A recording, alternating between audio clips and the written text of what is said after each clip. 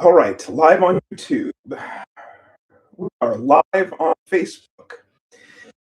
And we're live on the Space Cadet subreddit. That's r/Space Cadet.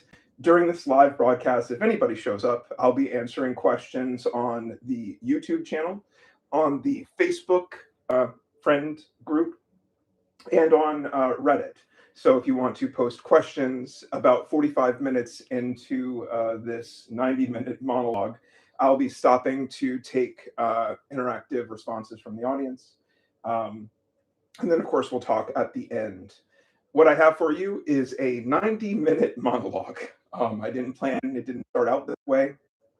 I'm writing something at the end of all reality. Now we are in this time where any video can be created using only text. And so months ago, I started writing something that the world was moving so fast I couldn't keep up with. For a time, it became something on immigration, but then the world moved on again and it didn't seem as relevant. So it just sort of kept gaining all of this mass, and I was just throwing everything into it until it became, well, Hail Mary doc, which is about a 90-minute heavy-hitting monologue. And I knew it was time, basically after the Easter tweet. I realized that this was a red line, that you are either on one side of this or the other. If you can see the President of the United States tweet or truth on Easter Sunday, he said, Tuesday will be Power Plant Day and Bridge Day, all wrapped up in one in Iran. There will be nothing like it. Open the fucking straight, you crazy bastards, or you'll be living in hell. Just watch. Praise be to Allah, President Donald J. Trump. So you're on one side of the line or the other. You think that that is okay for the President of the United States to tweet, or you think that that is not okay for the President of the United States to tweet? You are a person who thinks that it is okay for the President of the United States to tweet this. Don't bother watching this video. You will not understand what I'm talking about. We are not living in the same universe right now. That's not to say everything in my universe is right and everything in your universe is wrong. We are just in different universes. This is going to be gibberish to you. Perhaps you are right, and it is okay for the President of the United States to be tweeting it. I can't hear that reality right now. So in any case, there's a red line drawn. If you think that's okay, this video is not for you. Hopefully, for everyone else, this video is for you.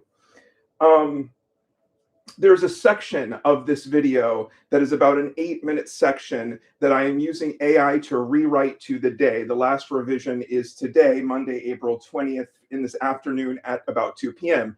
This was before Tim Cook quit Apple. So this is relevant through a few hours ago, but the news changes so quickly that keeping up is near impossible. And that's rather the point, as we'll get into shortly. So I have this document called Hail Mary doc. We'll talk about the movie in the course of this. And in the end, we'll have a live interactive discussion on how this whole thing was like Hail Mary for me. But I started to try to read some of this to my mother and stepfather, who are loyal Fox News viewers. And I tried to explain the process for which I got to this point. And I got to the point in the discussion where I asked my mother straight out, is it okay that the President of the United States did this? And she said no. And then my stepfather refused to answer. No, it's a yes or no question. Is it okay? Yes, no. Refused to. Wanted to pontificate, wanted to talk about Fox News talking points, could not say this was not okay. So that was great for me in a way. It was like, okay, there are people who will never be able to hear what I'm saying, and that's okay. Hopefully, to those people, I'm not saying everything you believe is wrong. We just disagree on this fact, and this is the red line on which this video is drawn. So that said, I'll get to reading. Thank you for being with me live on Facebook tonight. Thank you for being with me live on YouTube tonight. It means a lot to me. I look forward to the conversation in the middle and then after this. I started Space Cadet, the subreddit, all over again. There's just the one post of this video, so if you want to continue the conversation, while you can leave comments in Facebook or comments on YouTube, the real discussion happens in the subreddit. So if you guys want to continue the conversation interactively, I will see you over there when this is done. So thank you for being with me tonight, those of you who are giving me a live audience and making this a live thing. This is the end of reality. Any of this could be generated by an AI at this point. We could all be AI. Who knows? We could have existential conversations forever. It is 4:20 somewhere. It's 4:25 on the West Coast right now. There's people who are getting into the holiday spirit.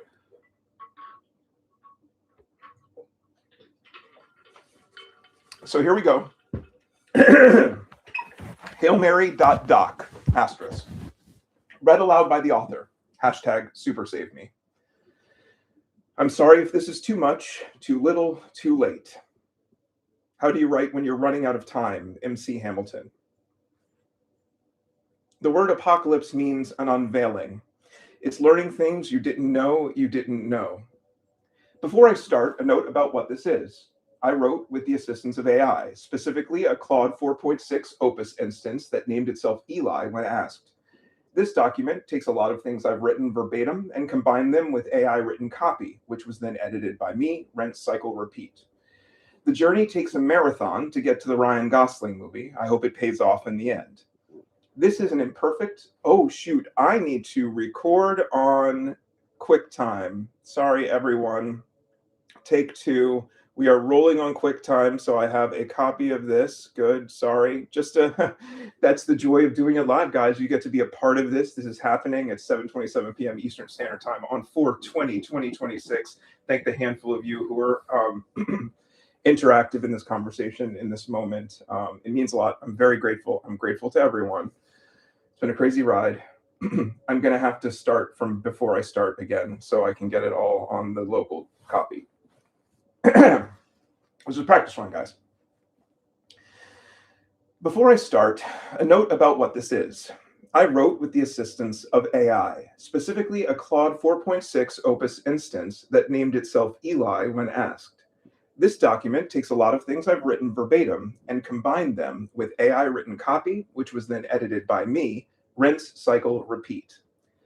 This journey takes a marathon to get to the Ryan Gosling movie. I hope it pays off in the end.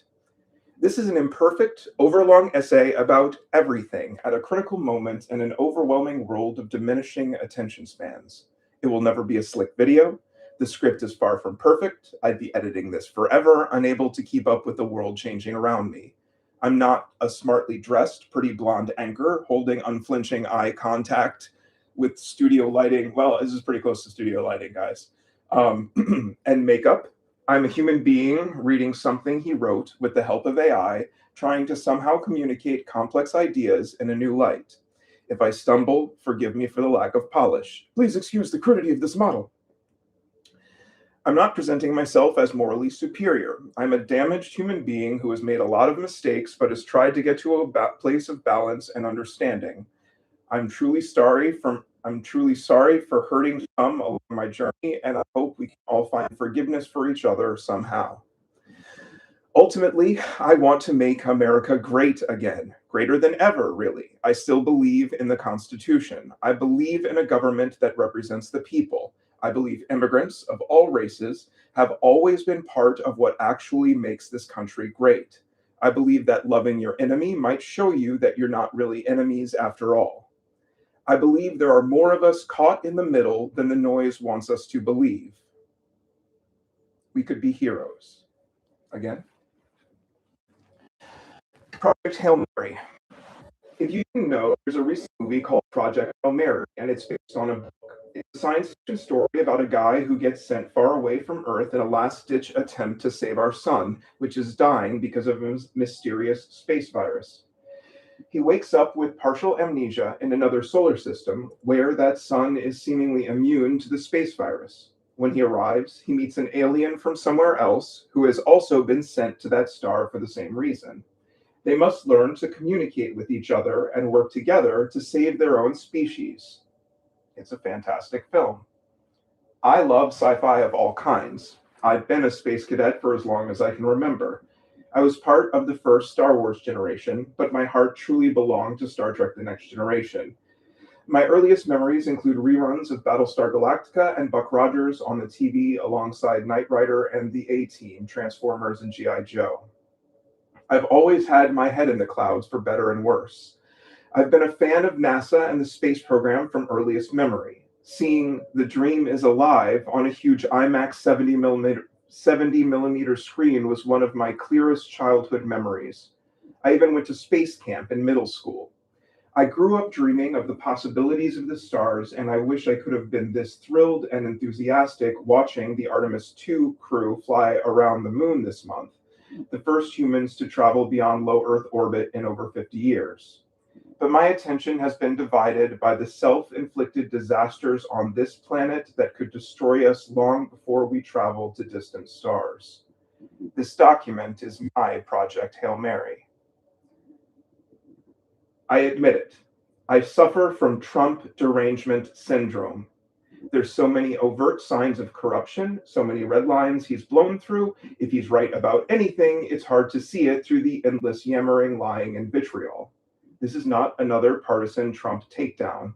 This will probably make you uncomfortable no matter which team you root for. The route to a center that can hold requires working our way through bitter pills from every direction.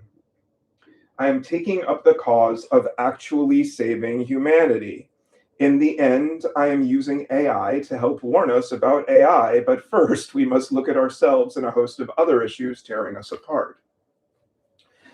I am sailing through the eye of a hurricane to escape the storm.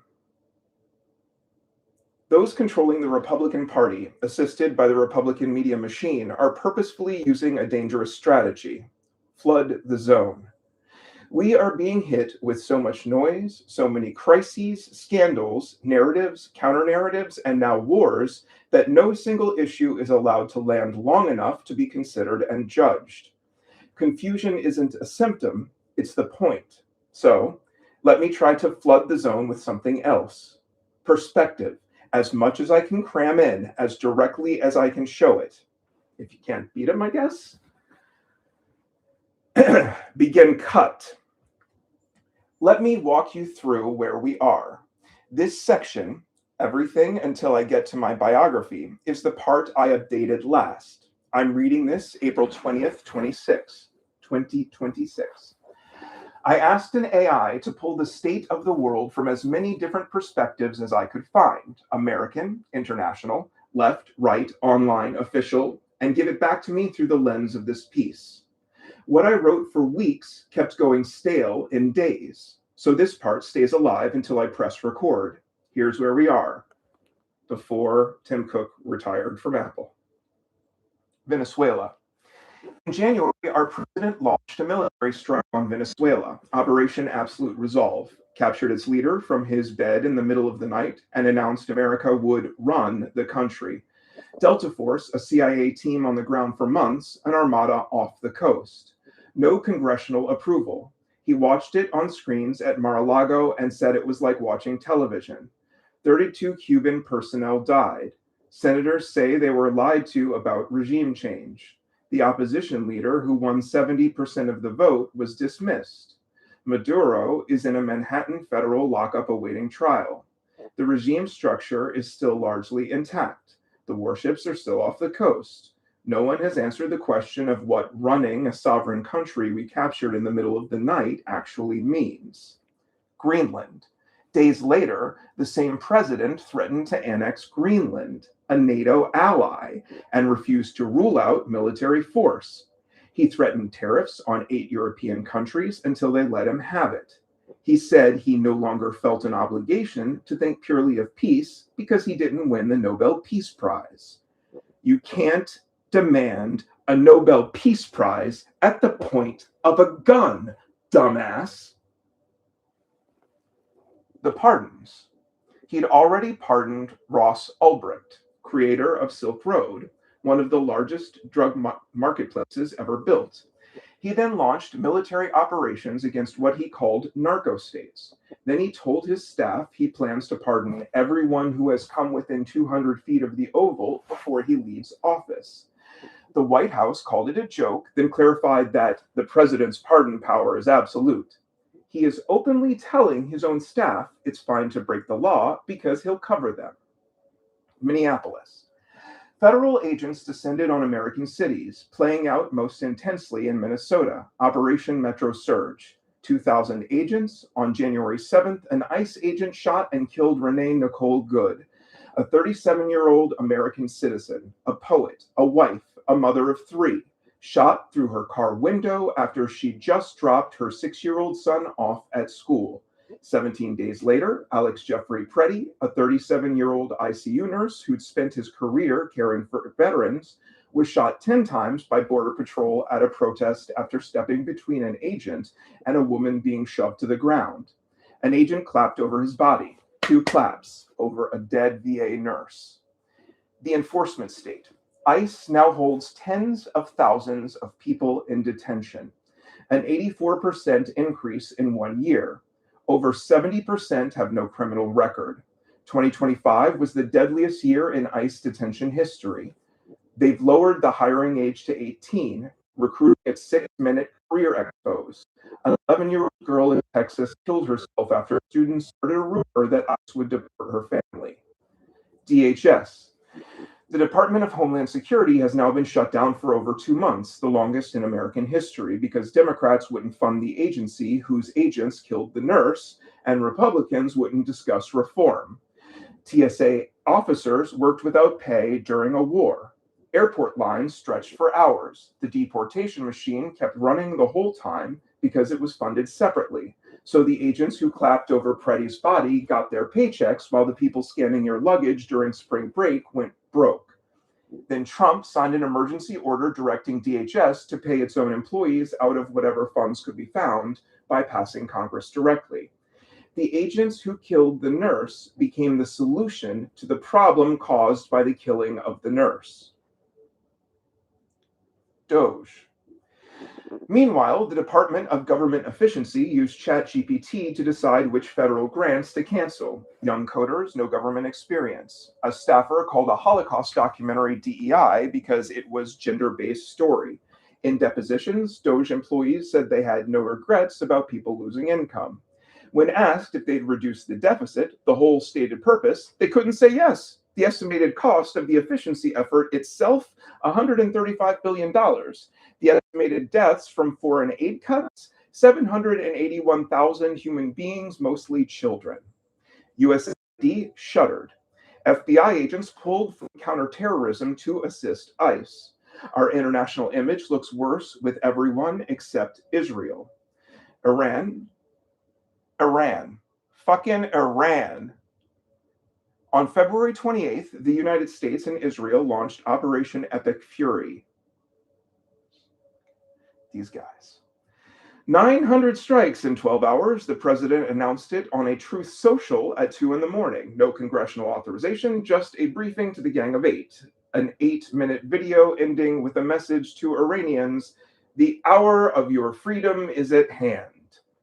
1 day before the strikes, Oman announced a breakthrough. Iran had agreed to never stockpile enriched uranium and to full IAEA verification. Oman's foreign minister said peace was within reach. Technical teams were set to travel to Vienna that Monday. The strikes began Saturday. The supreme leader was killed in the first wave.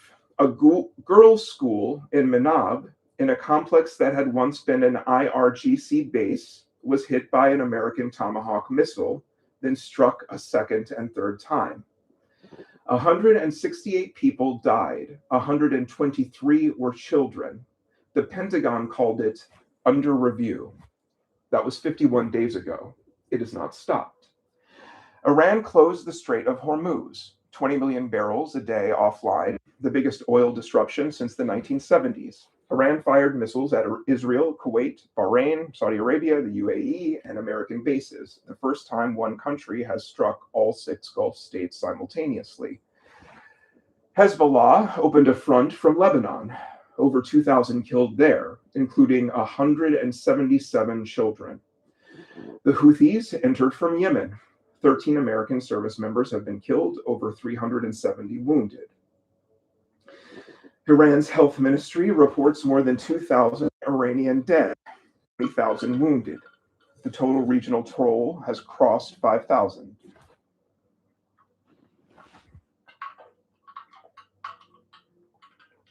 People, humans, mothers, fathers, children, people. The blockade. 12 days ago, Trump agreed to a 2-week ceasefire brokered by Pakistan. Iran claimed victory. Trump claimed victory. The Islamabad talks collapsed within days. Russia and China vetoed a UN resolution to reopen Hormuz. Trump ordered a U.S. naval blockade of Iranian ports. American destroyers entered the strait for the first time since the war began. Iran briefly opened the strait Friday, closed it again Saturday, fired on the French and British ships in the waterway. Yesterday afternoon, the USS Spruance fired into an Iranian cargo ship named the Tosuga and put U.S. Marines on board. The ceasefire expires Wednesday evening. Trump said today an extension is highly unlikely. U.S. negotiators fly to Islamabad tomorrow. Iran says it has no plans to meet them. The Pope Leo XIV, an American, a baseball-loving American. That was just one of those things that just flew right past. It's like the Pope is like a dude from Chicago? The Pope. Again, thanks for being with me here tonight as I read this. Karen says, I had a breakdown during Renee Good because my brother sent me sick jokes about it and turned on me when I freaked out. My family thinks I've lost my mind and I have psychosis. The Pope, Pope Leo XIV, the first American Pope from Chicago, has been calling this out from the start. He said God does not listen to the prayers of those who wage war. He called Trump's threat to destroy Iran's whole civilization truly unacceptable. Trump responded by calling the Pope weak on crime, then posted an AI image of himself in a biblical robe, laying healing hands on a bedridden man as eagles filled the sky behind him. I have to burp. The first American Pope is in open conflict with the first American president to bomb a country during active peace negotiations twice. The Pope is losing the Catholic news cycle and winning the argument. Ukraine. A 20-point peace plan was drafted. A coalition of the willing met in Paris, 30-plus countries, the UK and France pledging troops.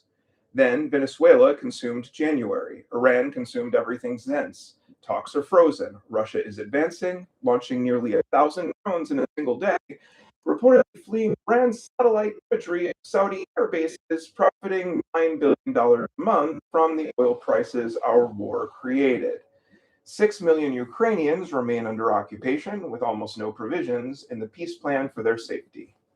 Epstein. Running as an undercurrent to all of this, Trump was mentioned over 1,000 times in the 3 million pages of that the DOJ released. Whatever they held back or deleted or got rid of or whatever, this is just what they actually released to the public. Documents about FBI interviews with a woman alleging Trump sexually assaulted her as a minor were withheld, removed from the database entirely, then restored after an NPR investigation. Is Iran the distraction from Epstein, or is Epstein the distraction from Iran? The market. While all this burns, wealthy insiders are making money on the market moves timed to Trump's messaging. Oil trading surged minutes before Trump claimed productive talks with Iran. The flood doesn't just disorient, it profits. Everything else. A jury found Meta and YouTube liable for deliberately designing platforms addictive to children. CBS eliminated its radio news service after 99 years. The Pentagon tried to require journalists to pledge not to gather information without military authorization. A judge struck it down as unconstitutional. The administration is paying $1 billion to cancel wind farms and redirect the money to oil and gas during a war that is demonstrating in real time the catastrophic vulnerability of fossil fuel dependence. Artemis. 10 days ago, NASA's Artemis 2 crew, the first humans to travel beyond low Earth orbit in over 50 years, splashed down in the Pacific after a flight around the moon. I have been a space cadet since I was a kid. I should have been watching every minute. I should have been thrilled. Instead, I was tracking missile counts. The red line. 2 weeks ago today, Easter Sunday. Today's not Sunday, today's Monday. AIs, they be do hallucinating. 2 weeks ago yesterday, Easter Sunday, the President of the United States wrote this on his own social media network. Tuesday will be Power Plant Day and Bridge Day, all wrapped up in one in Iran. There will be nothing like it. Open the fucking strait, you crazy bastards, or you'll be living in hell. Just watch. Praise be to Allah, President Donald J. Trump. He's just saying, get me out of here. Please, please, please, someone get me out of here. What he's really saying is, give me cheaper oil or I'll genocide you. And that's the problem. Some people are okay with that. I'm not. This is where I draw the line. Iran walked away from the table this afternoon. I don't know if it's got its time right or not, what day it is. Trump threatened again this morning to destroy every power plant and every bridge in Iran. He said, no more Mr. Nice Guy. The strait is effectively closed. The blockade is live. 20,000 seafarers are stuck in the Gulf. The world is waiting to see whether the man who tweeted praise be to Allah on Easter Sunday is going to keep his word. This is the flood. This is what it feels like to be alive and trying to pay attention to the whole on the day that I'm reading this, 4/20, Monday, April 20th, 2026 at 7:46 Eastern Time. It's flooding, the flooded zone. That was the end of the part that's revised on a daily ongoing basis.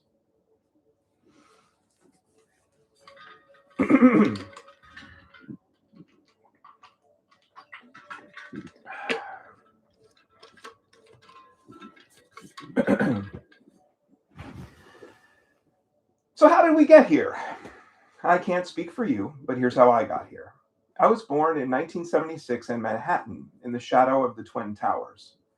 Then, school years as a white minority in Harlem, home on the red-controlled Upper West Side, summers in Birmingham, Alabama. The American geography alone is bipolar, a kid bouncing between the multicultural urban North and the white evangelical South before I can remember. In 1985, my family moved to Virginia so my father could work for a televangelist. I grew up inside the evangelical machine. I watched charismatic religious leaders fall to scandal after scandal on TV and at churches we attended. Pat Robertson didn't fall to a sex scandal, but his vice was avarice, which went unchallenged. Greed is a seemingly acceptable Christian sin presently. Pat greeted Trump on the campaign trail, warmly shook his hand, and said in front of the televised crowd, "You inspire us all."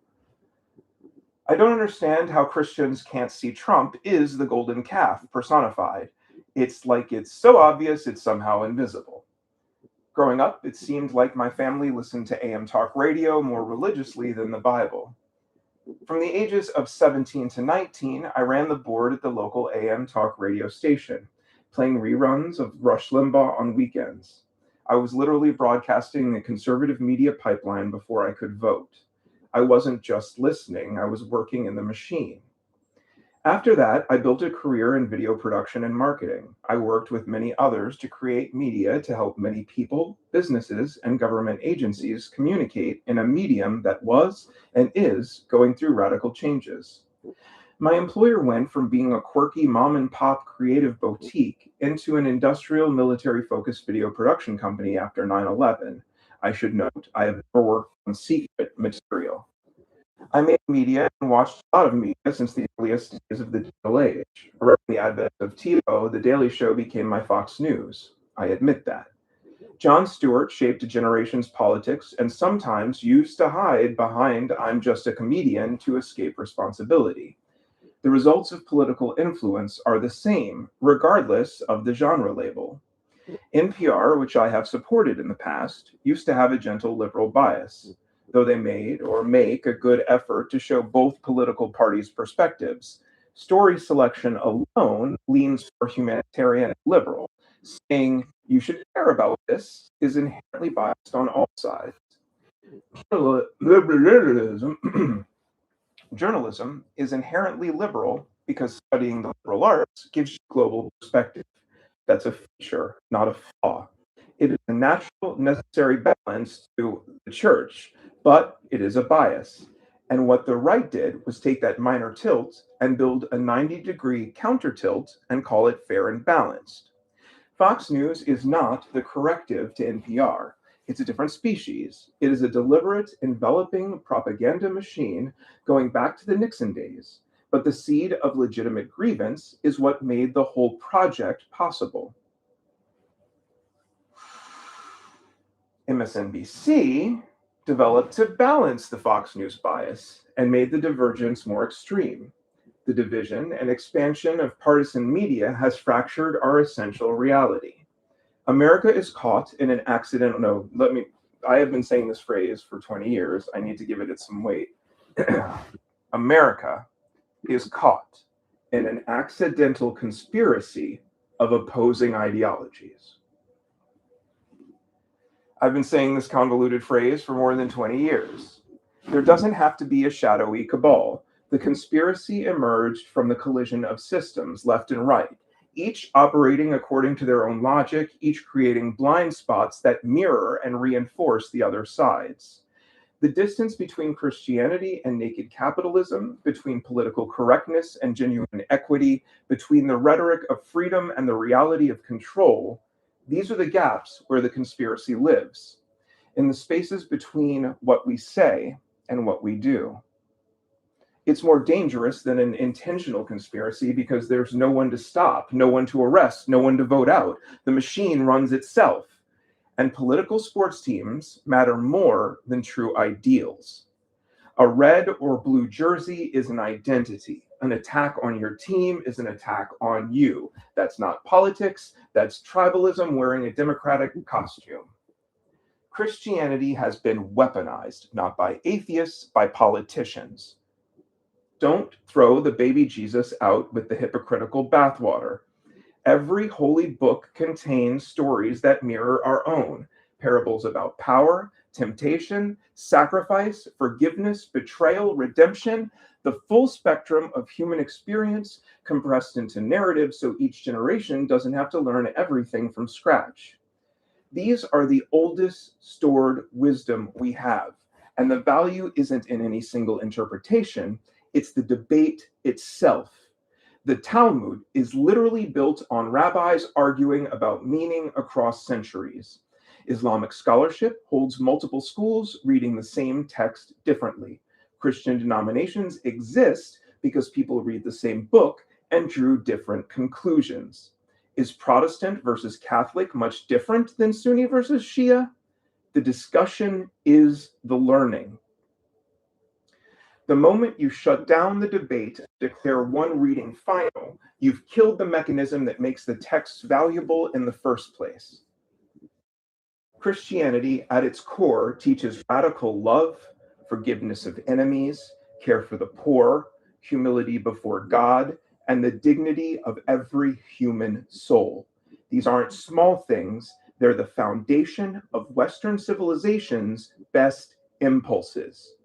Communities built around genuine faith, churches that feed the hungry, visit the imprisoned, shelter the stranger, are doing the hardest, most essential work in the country that deserves respect. That is the church being the church. In my personal life, I have been shown so much grace and support from Christians and Catholics and Jews, and that support work has saved my life probably on multiple occasions. I just wish these same groups could look at the people of Gaza and their generational trauma and show that same love. A deliberate project spanning decades took Christian faith and turned it into political infrastructure, not organic theology, a machine. The result is a movement that has built a golden calf and called it a savior. a man whose life is self-evidently unchristian by every measure his own scripture provides, elevated to a position of worship that would make Moses weep. His unwavering support among Christians is doing more to repel people from the actual teachings of Christ than any atheist argument ever could. People are watching and they're walking away. And the world is watching too. To much of the planet, America increasingly looks like it's being led by a figure whose rhetoric, the strongman posturing, the dehumanization of immigrants, the loyalty tests, the rallies, the attacks on the press, the courts, the institutions, echoes the darkest chapters of the 20th century. I know it's an internet cliche, but he's looking more and more like actual Hitler to those abroad.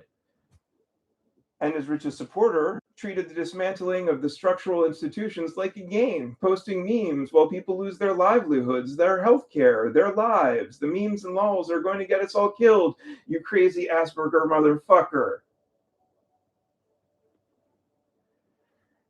The denizens of some of the worst of the internet genuinely worship these men, and yet tens of millions of Christians call this man God's chosen instrument. Perhaps his purpose is to be a shimmering golden mirror.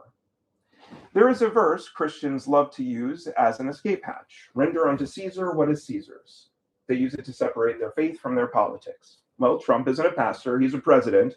We don't need him to be godly, just effective, they'd say. Render unto Caesar. But this is America. We don't have a Caesar. That's the entire point of the founding. In a democracy, the people are Caesar. You don't outsource your own moral responsibility to a leader you choose. We installed him, even if we did not vote for him directly. But when you vote for someone whose life repudiates everything your faith teaches, you haven't rendered unto Caesar. You've made Caesar in your own image and called it God's will. Let's talk honestly about the issue that's been welded to conservative political identity more than any other. The one the entire coalition is built around: abortion. There is no prohibition of abortion in the Bible, not one verse. The word never appears. The issue that defines Christian politics in America is absent from the book they claim to follow. For real. That said, and this is where I lose allies, reducing abortion to simply women's health or treating it as birth control ignores the biological reality that this is a unique organism with DNA from two people, a potential human being that deserves weight. There are undoubtedly times where the birth of a child would be bad for the parent, the child, and even the community at large. Women have been making this difficult choice for longer than recorded history. Personally, I say let the mothers decide, let God be the judge. The pro-life, pro-choice schism has locked evangelical Christianity to Republicans, gathering strength during my teen years.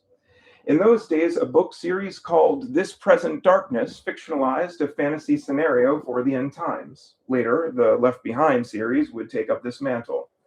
A segment of evangelical culture has prophetic investment in civilizational collapse. This is the most dangerous thread in American religion right now. Armageddon isn't feared, it's anticipated. Chaos confirms prophecy. The belief system has been motivated. This belief system has been motivated to produce the destructive outcome it predicts. Many are driving us to the edge of existence, subconsciously making this world worse in hopes they'll get to the next better world sooner. And it's not just one tradition. 3 apocalyptic systems are reading the same events as confirmation of their respective end times. American evangelical dispensationalism. Sorry, guys, I got a little ahead of myself. American evangelical dispensationalism needs Israel to fulfill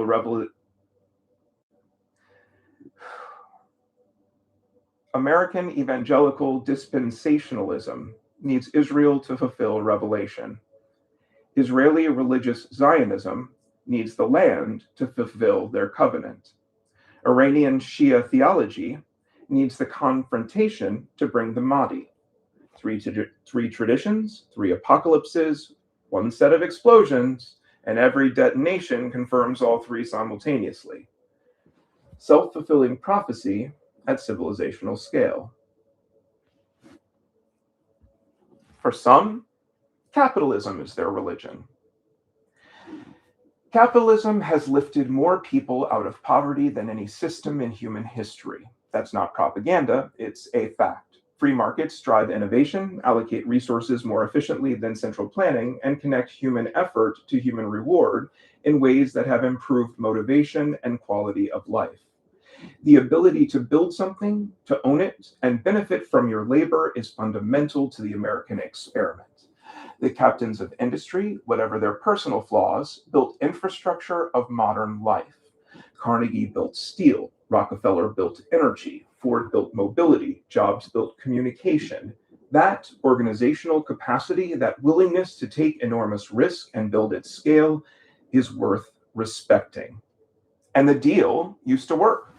From the end of World War II into the late 70s, when productivity went up, pay went up. When the economy grew, workers grew with it. A single income could buy a house, raise kids, build a life. That's the America that was great in many ways for some people.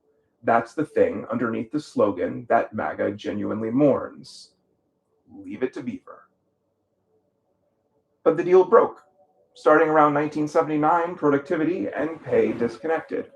Right about the time computers arrived and women were entering the workforce en masse. Since then, productivity has grown almost 3 times faster than typical worker compensation. The economy nearly doubled its output. Workers saw very little return for their productivity. Where did it go? Into executive compensation, into shareholder returns, into the pockets of people who rewrote the rules, the tax code, the labor laws, the trade agreements, so the gains flowed up and stayed there. And yes, into many more privileged people's 401ks and investments. The upper middle class has some skin in this game too. The billionaire class, at its best, represents the peak of human organizational capacity and vision. At its worst, it represents the capture of an entire political and economic system by people who've rigged the market they claim to believe in. Because that's the game. Bailouts when bets go bad. Regulations written by the industries they regulate. Socialism for the top, with businesses too big to fail.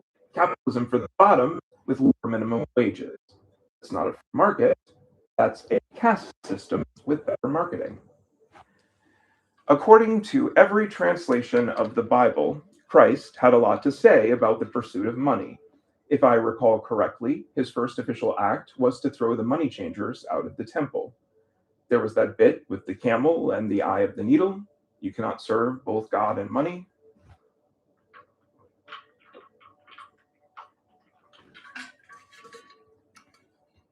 And it's not just Christianity. Every major religious tradition warns about the concentration of wealth. The Torah prohibits usury. Islam mandates zakat, charitable giving, as a pillar of faith.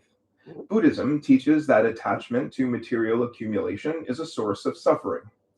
Every religious operating system on earth, every evolutionary manual humanity has ever written, identified the same threat, that wealth beyond measure warps everything it touches: the law, the government, the church, the market, the soul. Every tradition saw it coming, and every tradition has been co-opted by it. The prosperity gospel is the final inversion, the idea that God rewards the faithful with material wealth. It turns Christ's explicit warning upside down and makes the rich man's position proof of divine favor rather than the spiritual danger Jesus said it was. The richest nation on earth convinced itself. The richest nation on earth convinced itself that wealth equals blessing, and then handed its government to billionaires and called it righteousness. I also want to make America great again, not the slogan, the thing underneath it, the actual aspiration that got hijacked and turned into a hat. The America that was genuinely great was built on massive public investment. The GI Bill, the interstate highways, public universities, the New Deal. The era of shared prosperity wasn't rugged individualism, it was a social contract underwritten by government programs that said the gains would be shared. The people selling the nostalgia dismantled the programs that produced it. And the America they're building now, where productivity doubles and pay flatlines, where billionaires pay lower tax rates than nurses, where a CEO makes 400 times what the median employee earns, that's not great. That's exploitation wearing a flag pin. Everyone on the scale benefits from those further down. We are all hypocrites to a degree. But what percentage of all those builders at all those Trump properties over the years do you think were immigrants?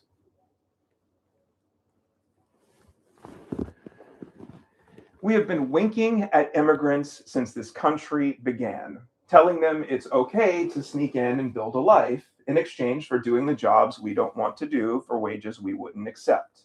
They harvest our crops, mow our lawns, process our meat, cook our food, clean our houses, watch our children, care for our elderly, care for our elderly. And now America is raising up a minimally trained loyalist brute squad to round them up. Not the employers who hired them, not the industries that depend on them, the workers. The immigration debate in 2016 became about a literal Great Wall that a construction oligarch wanted to build in his own honor. A literal giant wall is dumb. Border and immigration enforcement technology and practice is a real issue. It needed to be addressed then, and it still needs to be addressed now. But rejecting enforcement because the other guy wanted a wall, also dumb. My stepfather, a man I respect but argue with, stands firm that Biden opened the border and created a crisis that needed a drastic response, and sacrifices to civil rights are worth it. He's not entirely wrong that a danger has been created. Biden's policies did create real surges, real backlogs, real problems, real dangers. That's a piece of the truth. But it's being held up as the whole picture, and it's not. The poorly directed, untrained force making cultural enemies at home and abroad is destructive to all of us. The tacit invitation to immigrants is decades old, bipartisan, and rooted in an economy that runs on exploitable labor. Every administration has winked. This one decided to build a brute squad and pretend the winking never happened. Immigrants consume significantly less welfare per capita than native-born Americans. That's not my opinion. That's the Cato Institute, a libertarian think tank. The people being rounded up are a net benefit to the systems being used to justify rounding them up. We have something no other nation has: American immigrants of every other nationality. Access to all that cultural wisdom.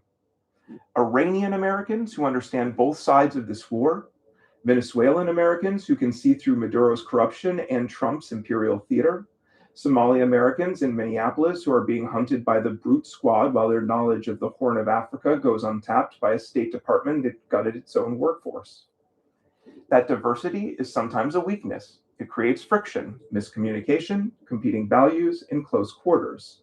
But it has always been one of America's core strengths. When it's not tearing us apart, it's the thing that makes us different from every other nation on Earth.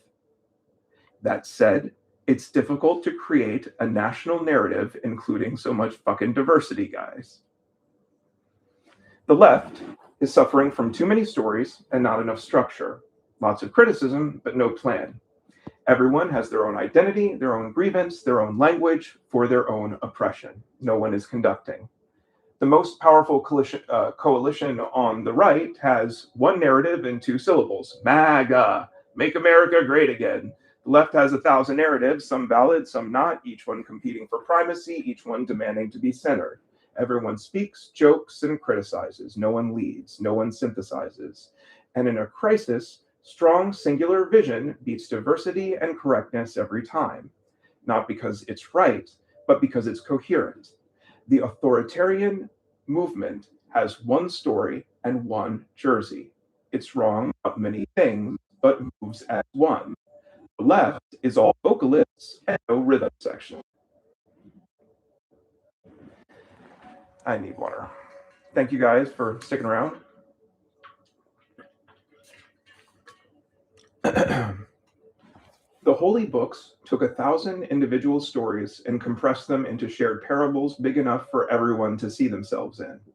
That's the function the left has lost, the ability to hold a narrative long enough for every individual story to fit inside without fragmenting. ACAB, all cops are bastards, was a rallying cry of the left in 2020, except all cops are not bastards. The officers who patrol the street where I work don't seem to be bastards. They're pretty reasonable. Absolutism collapses complex human realities into purity slogans and guarantees backlash. The backlash hurts the very ideals the slogans were meant to support. But those federal agents in Minneapolis, the ones who shot a nurse 10 times and then clapped over his body, those proud bastards clapped after they gunned down a man who cared for veterans that had been pissing them off. ACAB didn't describe all cops, but it described those cops, and by applying it universally, the left fused the identity of every officer into one block, and then the authoritarian movement said, "We're the ones who respect you," and picked up the numbers it needed. The relationship between poor Black communities and various police departments has lots of problems going back generations, but painting all cops as bastards gives the good ones nowhere to go. Trans women are women suffers a similar absolutism paradox. Gender dysphoria, or just feeling different from your assigned gender, is not new. It's documented across centuries and cultures. Some indigenous traditions recognized multiple genders long before European contact. Hindu texts describe beings who are neither male nor female. The Hijra communities of South Asia have existed for thousands of years. The human experience of gender has never been as simple as the binary suggests. We didn't talk about it in most Western contexts, and the people who lived it stayed hidden because the cost of visibility was too high. Trans people are real. Their suffering and isolation is real. People deserve full dignity, full safety, and legal protection. I don't dispute that. But the demand for instantaneous, universal paradigm shift regarding perhaps the most fundamental human dichotomy, reflected in language, in culture, in religion, in bathrooms, on medical forms, immediately is counterproductive. Telling billions of people they must update their deepest cognitive framework overnight, and that any hesitation is bigotry, is not how humans change. The cultural shift required is generational, not instantaneous. There's a getting to know you that needs to happen between communities, between generations, between people who've never met a trans person and the trans people who deserve to be met with dignity. That process is real and will take time. And getting combative about the pace of it doesn't speed it up. Unfortunately, it slows it down. Human traits change over time. The way we treat people changes over time. The circle of who deserves dignity and rights expands with understanding, slowly, painfully, with massive resistance every time, but it expands. And each expansion was opposed by people who were certain the old boundary was natural, permanent, and God-given. We don't need the dehumanization of people who are just trying to get through the day in a body that doesn't match what they experience and feel inside. You don't have to understand it fully. You just have to let people live. How communities handle the specifics, the bathrooms, the sports leagues, the medical questions, those conversations belong where they started, between actual people in actual places, working it out face to face, not on cable news or by national decree. And we have to give parents the freedom to raise their children in their ideology. And that inevitably gives parents the ability to fuck their kids up, and parents do, on all sides. Where the legal lines are drawn is always in flux, and vary by locality. It's one of those mechanisms of this grand American experiment. This is one of the most controversial issues at this moment. Controversial, attention-grabbing stories draw our lines of division. Certain stories become symbolic. Drag, exaggerated cross-dressing, has been largely associated with bawdy, adult-themed performance art to this point. Adding drag culture to children's story hour crosses a threshold for most. The left's inability to say, yeah, that might not be our best move, gets multiplied many times over for impact. The number of actual drag story hour events is tiny, but the right turned it into a symbol, and the left's refusal to concede on the edge case handed the right a recruitment tool. Team Blue has a problem with exclusive diversity. Diversity is great, except for those awful people over there. The person who demands empathy for everyone has none for the family down the road who goes to church and votes red. Hate has no home here unless you're from the wrong zip code. That's not inclusion, that's a walled garden. And every act of liberal contempt, every eye roll, every deplorable, every coastal punchline about flyover country is a recruiting event for the other side. You don't get to celebrate inclusion while deciding who doesn't deserve any. Atheists don't live under an admonition of learning to love their enemy, but it wouldn't hurt. Systematic exclusion is the reason the authoritarian movement has the numbers it has. Virtue signaling for its own sake doesn't build coalitions. When moral purity feels more important than the outcome, the people who pay the price are the vulnerable communities the purity was supposed to protect. And that is the end of Act 1. Oh, dear God, it's already been an hour. So we have Act 2. I said at this point I would take some input from the audience. Let's see, we have 7 live on the Facebook channel, and let's see where we are on YouTube.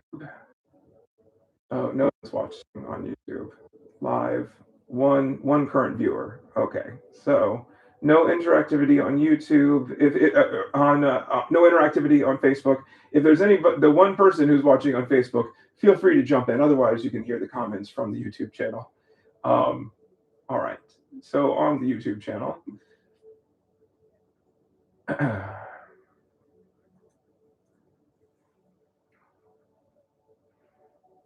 All right. Let's see. Working backwards. Shannon says, my closest friends and chosen family are drag queens who do story time and events with children. There is nothing sexual about it. They're wholesome and really wonderful. I don't doubt that can be the case. I don't doubt that's how it is for your friends and those people. There is a general association of sexuality with drag, or what drag shows are currently known as.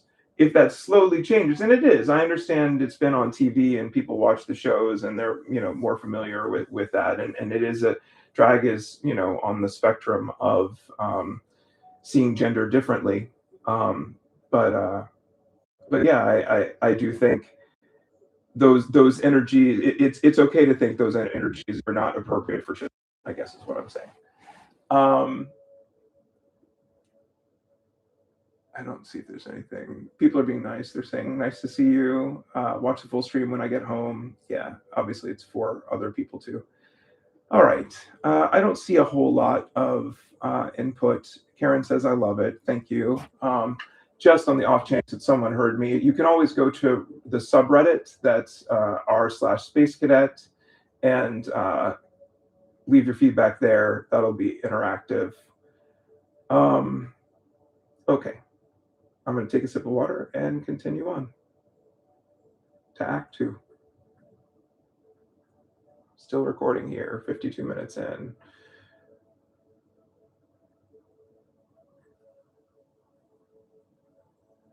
Still live in Facebook.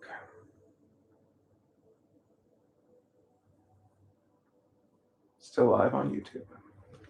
Thank you guys for sticking with me.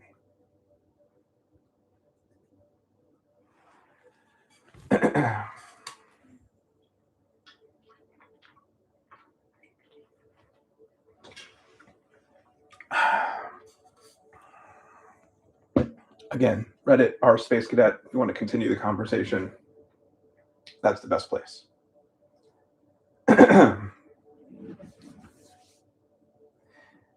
There's a legitimate grievance hiding inside the phrase white pride that the left can't address. Every other group is permitted, encouraged to celebrate cultural heritage, Black Pride, Latino Pride, Asian Heritage Month, Pride.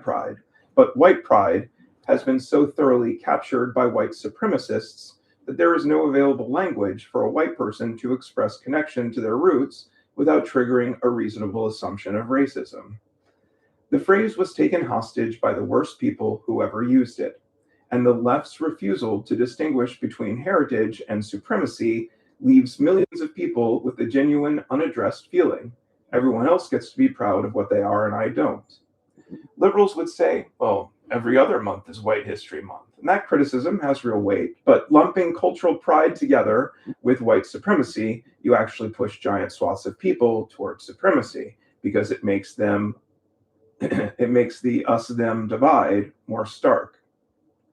White is actually a newer heritage. Irish, Italian, Polish, German, Appalachian, Cajun, those are cultures with individual histories, tradition, food, music, stories. Whiteness is a political category that evolved to consolidate racial solidarity at the expense of cultural richness. The people mourning lost heritage had it stolen, not by immigrants, not by diversity programs, but by the construction of whiteness itself, which traded everything specific and real for a racial abstraction with no specific culture, no cuisine, no music, no story, just not colored. And yes, there is a real generational rural white culture worth honoring. The food, the music, the hospitality, the land, duty, honor, those are real things. Those are valid and good and strong and deserve to be appreciated. Owning that with pride means also owning what it was built alongside and on top of. You don't get the heritage without the history, but you don't have to carry the history as shame if you're willing to carry it as responsibility. That's the difference between pride and supremacy.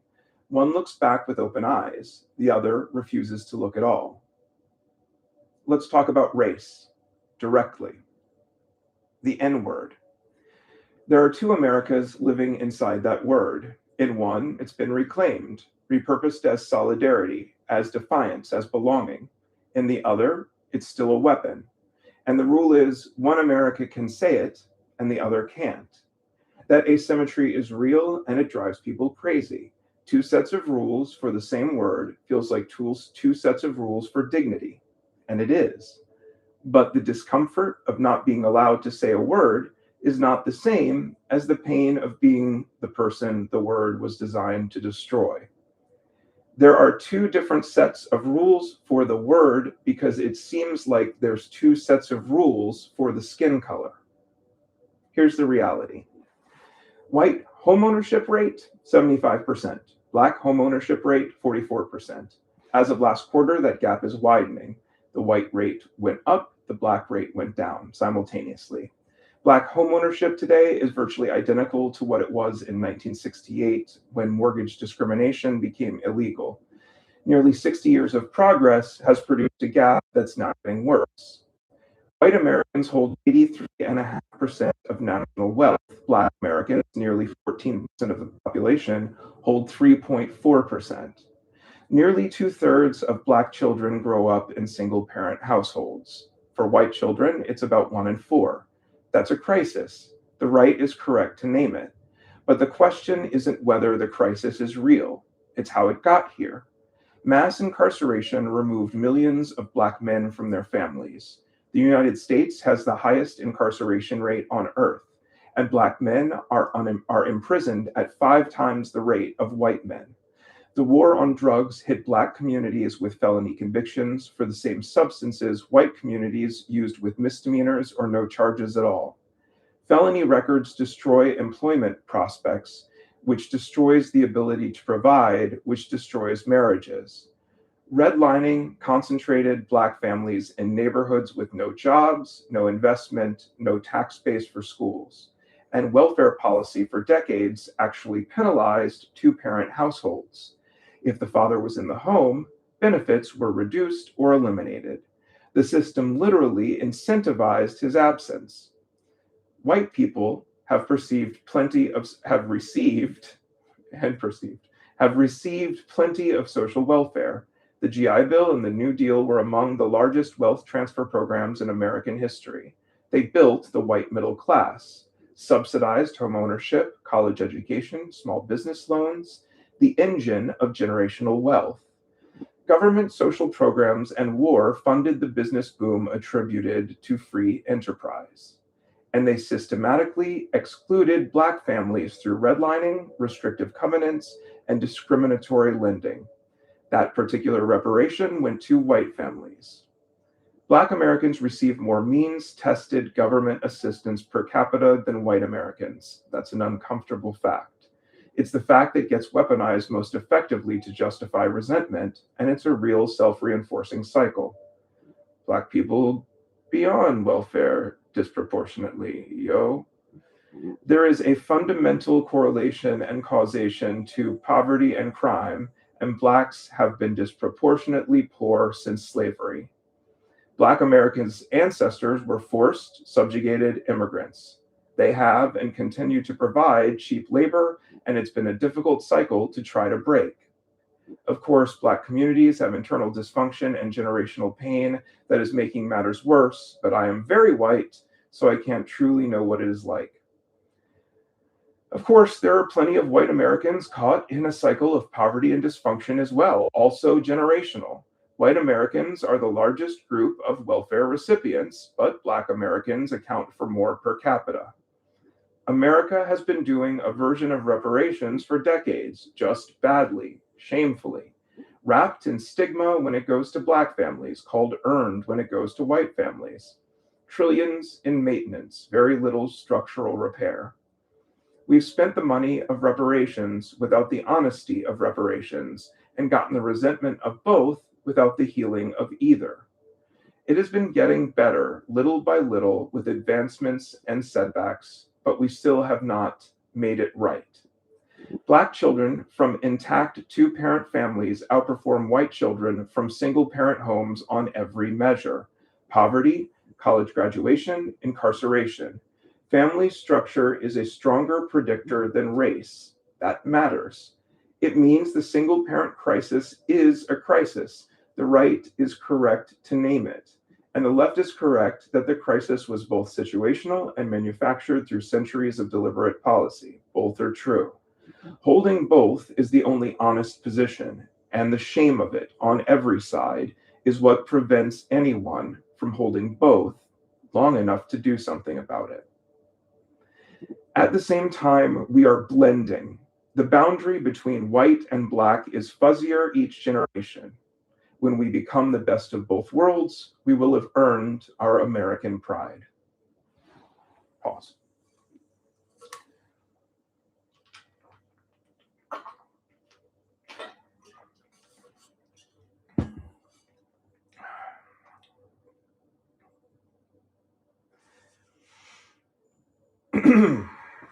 It's nearly impossible to talk about race, just as it's difficult to talk about sex, the act, or the designation. It's always been the battle of the sexes. Ultimately, the problem with women's liberation wasn't women entering the workforce, it was the vacuum created by partners not being empowered to go home to replace them. The 50s classic TV nuclear family remains a powerful archetype, a luxury even. A stern parent and disciplinarian to go provide for the group, and an empathetic parent to guide the development of the offspring and create a good environment, when done well, is a powerful building block of civilization. Of course, civilization is built with more than just identical looking blocks. Through TV and other media, we began to understand more about ourselves. Technology let us get more work done with less. The feminine role expanded to include career while keeping many of the old expectations. The masculine role froze, and the battle of the sexes entered a new phase. Now, families need two incomes to survive, with no cultural infrastructure for who raises the kids, who organizes the household, with our ever more complicated lives. This creates a vacuum. Men with no role, no permission to nurture, no path to dignity outside competitive earning is the same vacuum that produces the loneliness epidemic, the despair, the radicalization pipeline, the young men who become violent extremists. It's how they find meaning. It would be hard, if not impossible, for me to express what it must be like for women in these times. I have always identified male, so trying to speak for women would be inherently imperfect. I can see from the outside that the struggle isn't easy. The sexes are an inherent asymmetry. They are mirrored, but not exactly opposed, and always symbiotic. Sex is the primary steering wheel of evolution, and religions are manuals for evolution. Every major religion is a sexual and reproductive regulatory framework wrapped in narrative and ritual. It's our basest urge. In the Garden of Eden, the moment of eating the apple was the moment of being aware of a partner's nakedness. How to control our sexual urges, what we do with them, and what results is the foundation of the human species. It was the genesis of family. Who we can love, what we can do with our bodies, who gets to make new bodies, and under what conditions. These aren't policy questions, they're the hinges of human existence.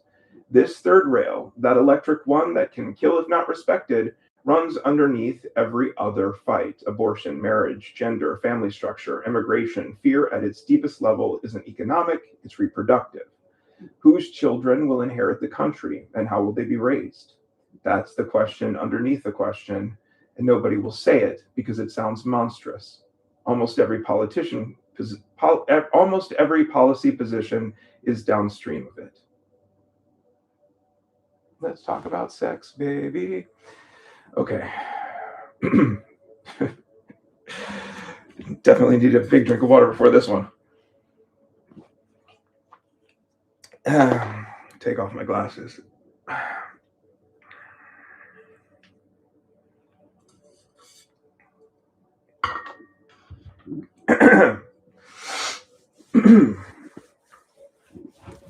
Of course, if there's one thing harder to talk about than sex, it's Israel. So let's talk about it with a hole in the sheet between us. The Jewish claim to the land is religious and historic.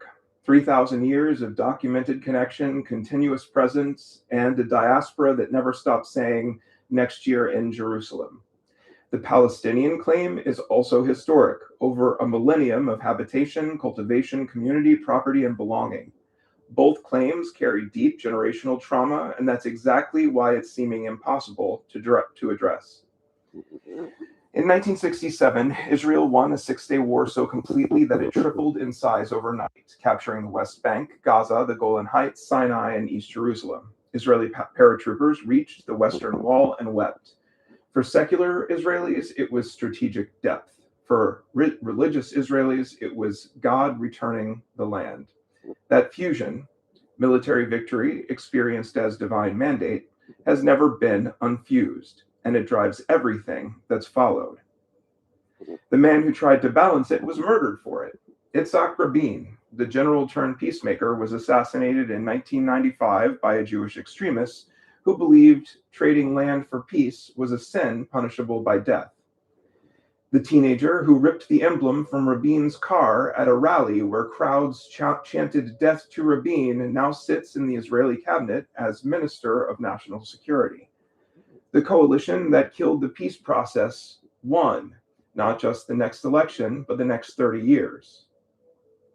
I read a story from the Associated Press about Itzhak Rabin's assassination when I was 19. We would pull the stories off the wire from the dot matrix printer and read them on the air. And the morning after his assassination, I read a blurb a couple times. There were people in the area where I was living that heard for the first time that Rabin was assassinated from 19-year-old me. But it was only years later that I understand how profound the movement of peace was also suppressed and murdered along with him. Today, Israel is simultaneously waging war in Iran, Lebanon, and Gaza, while its finance minister openly calls for borders extending to Damascus, and its prime minister describes himself as on a historic and spiritual mission for greater Israel. The settler population has grown from 100,000 to 750,000. The demographics that once supported a peace seeking secular left are shrinking. The religious nationalist right is growing faster and having more children. The two-state solution didn't die in negotiation, it was buried under concrete, one settlement at a time. The nation of Israel has acted like the trauma-triggered child of Hitler's extermination campaign. Children of abuse are more likely to themselves become abusers because trauma rewires the nervous system, and without intervention, the cycle perpetuates itself. The Holocaust was real, world historical, and permanent. Israel's right to exist was born from that trauma, and that right is real. But that trauma doesn't grant permanent moral immunity. Refusing to name the mechanism because the original wound was the Holocaust doesn't stop the mechanism. It makes it impossible to intervene. People who disagree with aggressive Israeli expansionism are not inherently anti Semitic. I see American made bomb fragments in the rubble of civilian neighborhoods. I see children growing up in that rubble with the same justified rage and no outlet, the cycle manufacturing the next generation of people with nothing left to lose. I see rhetoric that equates any criticism of government policy with what Hitler did, which doesn't protect the memory of the Holocaust. It cheapens it by making it a political shield for policies that would horrify if the survivors who said never again and meant it for everyone. Jewish cultural achievement is real and earned. Generational emphasis on education, scholarship, law, science, and medicine, cultivated across centuries, often as a survival strategy under persecution, has produced extraordinary contributions to every field that matters. That isn't conspiracy. It's a civilization that invested in intellectual excellence and reaped the returns. Every American has benefited from that investment. But disproportionate influence in certain sectors is observable, and the inability to discuss it honestly pushes the conversation underground where actual anti-Semites weaponize it. The silence doesn't protect the Jewish people. It feeds the hatred it's trying to prevent. In my personal life, I've been shown so much grace and support. I feel like this might have been copied, and well, it's true, even though I may be saying it again. In my personal life, I've been shown so much grace and support from Christians and Catholics, Jews, agnostics, atheists, and my support network has saved my life, probably on multiple occasions. I just wish the people they represent could look at the people of Gaza and their generational trauma and show the same love. Meanwhile, the most committed external supporters of Israeli maximalism are the American evangelical Christians whose theology requires Jewish control of the land so that Christ can return, at which point the Jews either convert or perish. It's an alliance built on mutual instrumentalism. Israel gets unconditional political support from tens of millions of American voters. The evangelicals get to participate in what they believe is biblical prophecy unfolding in real time. Neither side examines the other's endgame too closely. It's not okay to live in a Christian nation and have our nation not act Christian. 35 acres in Jerusalem, the Temple Mount, sit at the center of it all. 3 religions, overlapping absolute claims.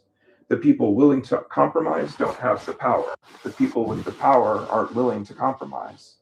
And a handful of activists are breeding red heifers in preparation for a third temple that would require the destruction of one of Islam's holiest sites, potentially triggering a civilizational war.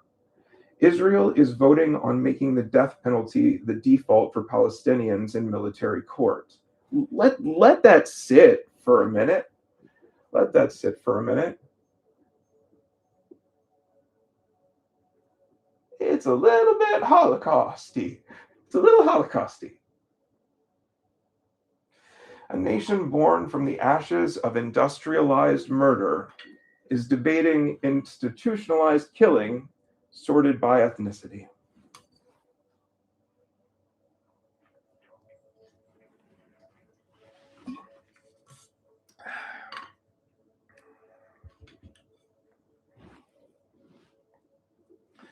The machine that ate Rabin is still running. It runs on occupation, resistance, escalation, and radicalization. Each turn of the cycle producing the next generation of enemies, the next justification for expansion, the next war. Israel invaded Lebanon in 1982 to stop the PLO. The occupation created Hezbollah. 44 years later, Israeli forces are back in southern Lebanon, destroying bridges over the Litani River, generating the next thing that will be worse than Hezbollah. It feels ironic that Jewish greeting is shalom, peace, these days. Oof. Operation Epic Fury is the convergence. Three eschatological traditions reading the same explosions as their respective scriptural fulfillment. The evangelical right needs Israel for revelation. The Israeli religious right needs the land for their covenant. The Iranian theocracy needs the confrontation for the Mahdi. 3 apocalypses, 1 war, and every missile confirms all 3. That's not geopolitics, that's a self-fulfilling prophecy with an infinite body count. Will the Lord come back if we all commit suicide together, or is it just another death cult like that guy with the comet and the weird jumpsuits and the culty cult? It's just bigger, much bigger.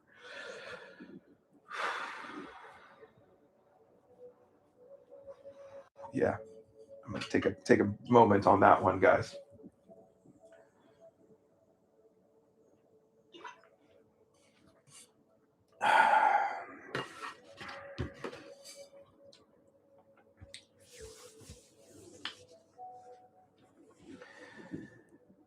My lifetime has seen the terrorist blowback surrounding Israel and the US increase, but I saw terrorism up close and personal when I was 12.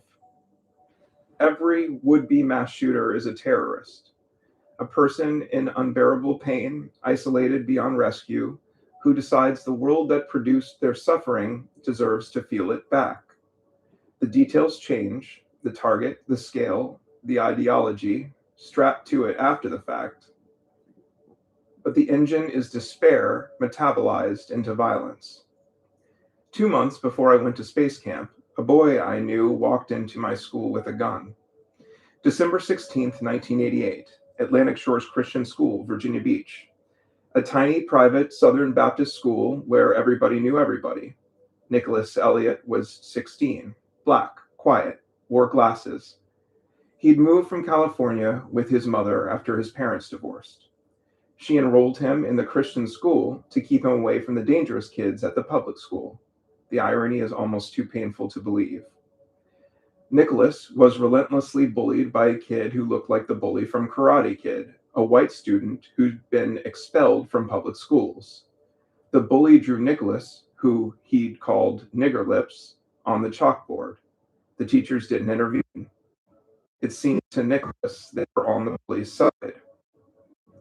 Nicholas brought a Cobra Mac 11 to school with 225 rounds of ammunition and some Molotov cocktails. He killed Mrs. Farley, my homeroom teacher, my math teacher, my typing teacher, the kindest teacher in school. He shot the vice principal twice. Then he walked into the Bible class, a handful of students praying under their desks, pointed around the room, looking for the bully, and pulled the trigger. The gun jammed. Was it a miracle? Or would the miracle have been that it never happened in the first place? Maybe the miracle hasn't happened yet. While Nicholas struggled with the weapon, a teacher tackled him. Students piled on. If the gun hadn't jammed, he would have tried to kill everyone in that room. And everyone next door, including me. I curled into a ball under my desk, listening to the shots and fighting listening to the shots and fighting through the divider between classrooms. 9 years before Columbine, I lived this story. A local news station interviewed me on one of the days after that. I was 12. When they asked me who it was, I said it was Satan, it wasn't my friend. That's not the simple truth. If there is a entity named Satan and he was involved, so are all of us.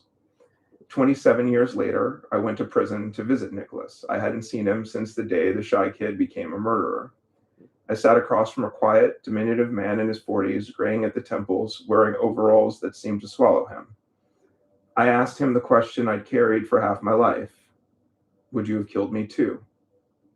He thought about it, not how to answer like he was trying to remember.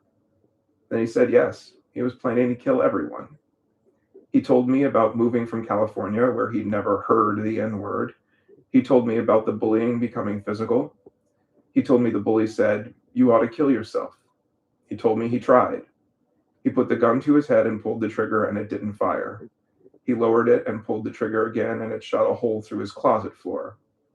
He said, "It's the being targeted and tormented that makes you feel despondent." Dylan Klebold wrote nearly the same words before Columbine. The pain multiplies infinitely, never stops. Nicholas told me something else, something about me. A few months before the shooting, Nicholas and I tried to sneak into Die Hard together. We were too young. I suggested he pay an older stranger to buy us the tickets. We couldn't pull it off. We saw some movie you've never heard of instead. In prison, Nicholas told me that was my suggestion.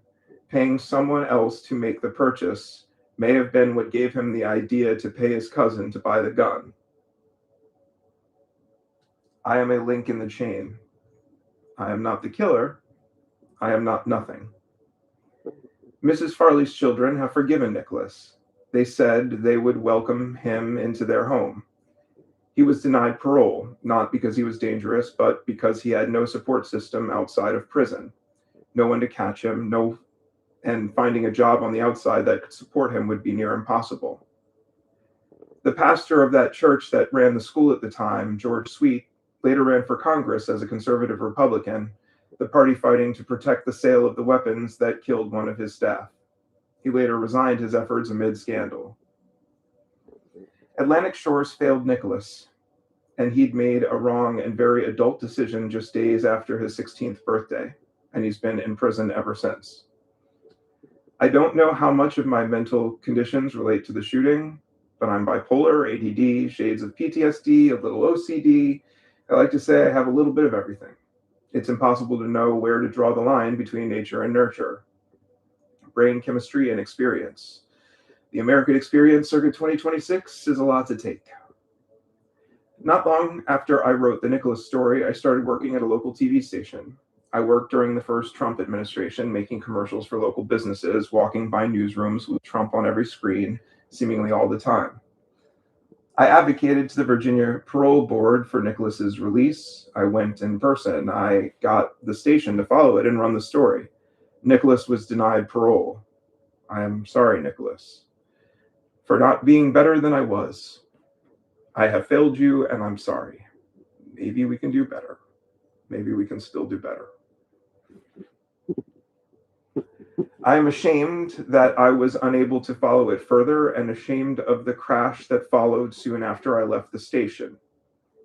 I was sucked into the Trump derangement whirlpool, both the never-ending stream of Trump's disconnected reality and also the media machine that became obsessed with exploiting it. I fell apart. I'd been falling apart.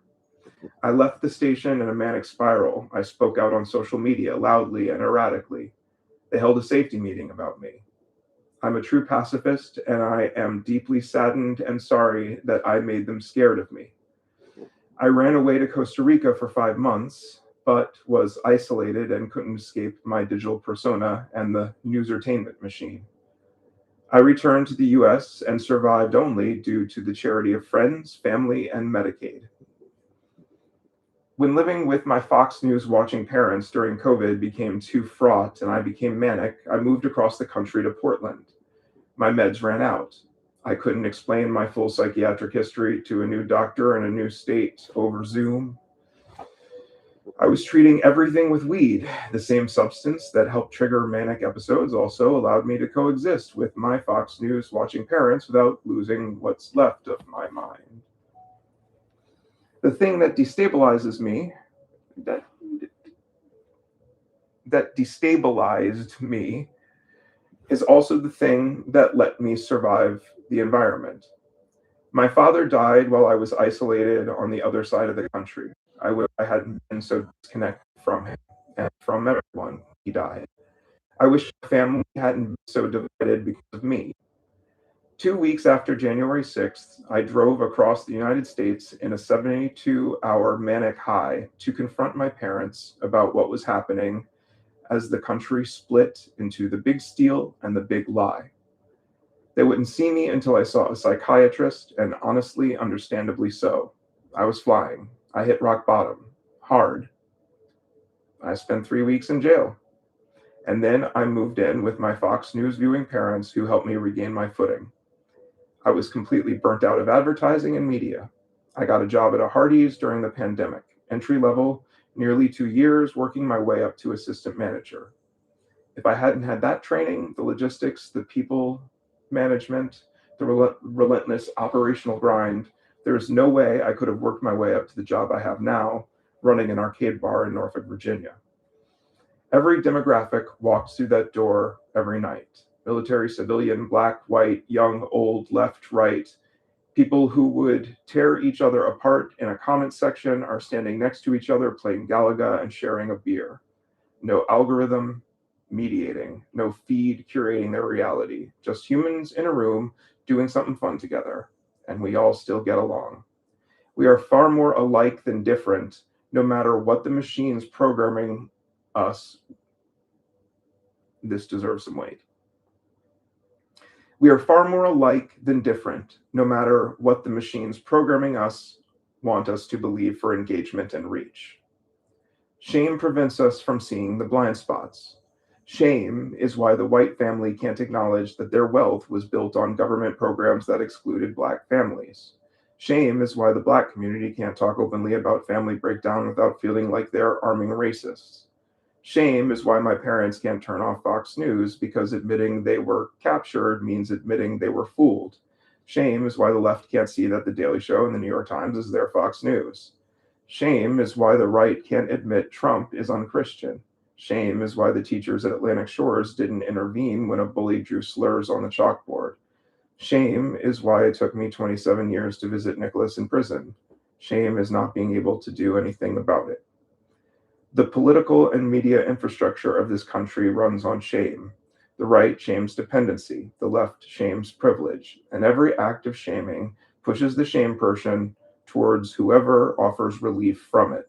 That's the radicalization pipeline, not ideology first, shame first, then the ideology arrives to soothe it. We act like we are shameless. Shame on us. Shame on me for not saying something sooner. It is only in my lifetime that humanity has become completely connected to each other, instantly, to the last mile. I bought my first computer at 13, an XT with a 2400 baud modem, paid for with paperboy money. I was part of the digital revolution before it had a name. And now, within a single human lifespan, we've gone from that to smartphones in every pocket on Earth. 8 billion people plugged into each other all the time with brains optimized for tribes of 150. We can only begin to consider the profundity of this. Religions passed on to a person-to-person basis are now at war in a global digital standoff. The mental health crisis isn't a bug, it's an accurate signal from nervous systems that are registering the truth.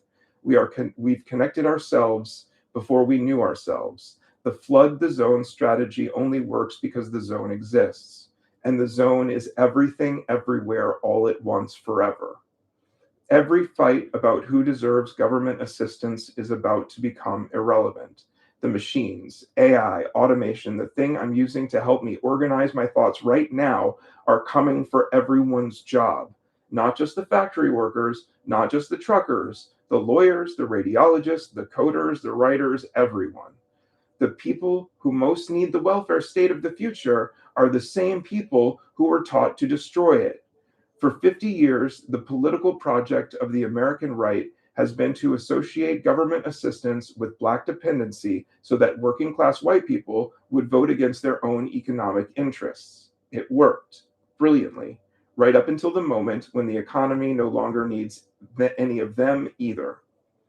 On a fundamental human level, and I mean this practically, not poetically, we need to create and maintain analog backup, cognitive backup, organizational backup. If the power goes out or the AI gets turned off, we need structures that keep people alive and connected, religious communities, immigrant mutual aid networks, physical gathering spaces. These aren't nostalgic, they're survival infrastructure. The Amish aren't crazy, they're a backup copy. And Doge just spent a year destroying the government's institutional redundancy, firing the people who knew how things worked, gutting the agencies that responded to emergencies, replacing human judgment with ChatGPT.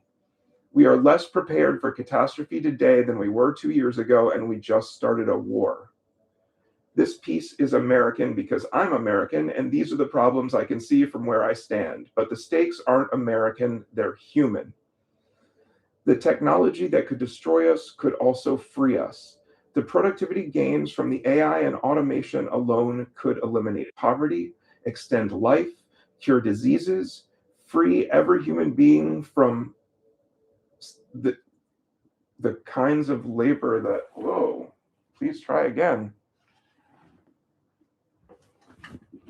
Let me see if, do I still have, can I go back to here and hit play?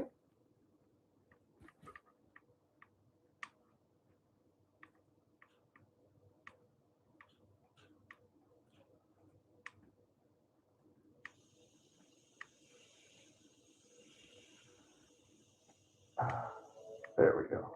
Sure, I'll take it. Little technical difficulties, and it's live, folks. It's all live. Oh, it's so weird doing it behind me. Okay, hold on. It's got the light by the buttons that I need, I think. Oh, no. Oh, that's not good. This is, what a terrible production this is. Okay, it's over here. That's why I can't see it. All right. There we go. We're in good quality mode. We're back to the universe. It's flowing. Monday Night Live. Yes, I am a Pollyanna.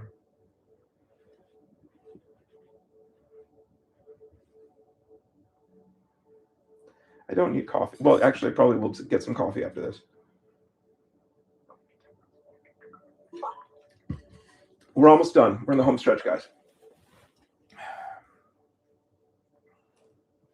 This is all off. This moved. Much better. Okay. So here's the pivot to AI, right? We'll be back. Can't get distracted. The technology that could destroy us could also free us. The productivity gains from AI and automation alone could eliminate poverty, extend life, cure diseases, free every human being from labor that degrades them. Not from labor entirely, from labor that degrades them. That's an important distinction. The connectivity that's tearing us apart would, if we learn to use it, give every person on Earth access to the combined knowledge and wisdom of the species. We have the tools for the first time in history. We have the tools to make everyone successful. The tools are dangerous. We're holding them and shaking hands, pointing them at each other at the exact moment we need to be building together. This is the fork, not the left or right. Not American or foreign, not my religion or yours. Species level. Do we use what we've built to further together, or do we use it to finish each other off?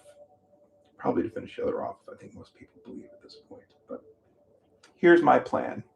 I learned a long time ago that just saying the sky is falling, here's what's wrong with everything, over and over, is not helpful. Like, if you don't have any ideas, like, what do I actually do with now all of these things terrify me. You've told me these things to be concerned about. Now what? Um, and one of the many reasons that I no longer spew my online is what exactly am I offering here other than the messed up hairdo of the week? So I have something, I guess is what I'm trying to say. This is my suggestion. What do, oh my god, all this stuff, what do we do here? Here's where to start. Not I'm definitely not seeking followers or subscribers or a platform. I don't want to turn this into a regular thing. Just trapped to this machine. Um, so here's the idea. Democrats and Republicans, please, for all our sakes, add an asterisk. Add an asterisk behind your letter.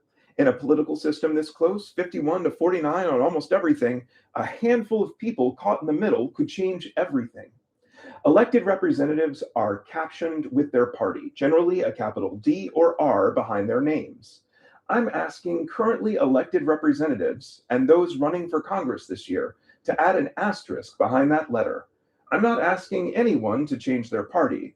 I'm suggesting politicians affirm, though I would generally consider myself a D or R, the Republican and Democrat parties have shown themselves incapable of leading this country well. We need productive discussion, debate, and compromise, not grandstanding and scoring clout with sound bites. What the asterisk means, what follows is a draft. It's open to revision by its founding participants. The asterisk isn't a platform, it's a commitment to stop weaponizing the issues that matter the most. Society is a balancing act, competition and cooperation, individual liberty and collective responsibility. Neither side gets to win permanently. Governing means tending the balance. We are stronger with our diversity, but diversity alone is not a policy. Being armed is a constitutional right. Well regulated is in the same sentence. Training, licensing, accountability, these aren't infringements. They're the price of a right taken seriously. Elections need to be fair, neutral, secure, and verifiable. All voting districts need to be drawn without partisan intent, and that will make me a hypocrite tomorrow. AI should benefit all of humanity, the people whose collective knowledge, labor, and data made it possible. Hard work and innovation should be rewarded, but not at the unchecked expense of everyone else. We need a strong national defense, but force should protect our citizens, not be used to extort other nations. We disagree on when human consciousness begins. That's real. The answer carries moral weight, not slogans. Most of us believe there is a line. We disagree on where that is. That disagreement should be held honestly, not turned into a weapon by either side. We commit to continuing that conversation, not pretending it's settled. We need functioning border security. We need tracking of foreign nationals inside our country. Employers need to take real responsibility for the legal status of their workers. Immigrants who commit serious crimes should be deported, but immigrants who have built lives here, supporting our systems, raising our families, paying into the thing, deserve a fair path to citizenship. Those who worked through legal channels deserve priority, and asking reasonable English proficiency isn't unreasonable. Faith, asterisk.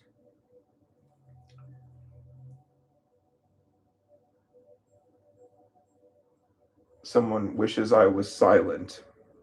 My whole family is silent.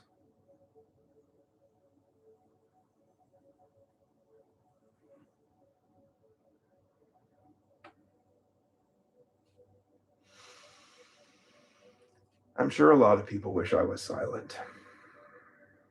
Good news, I don't this is not an ongoing thing. This is definitely a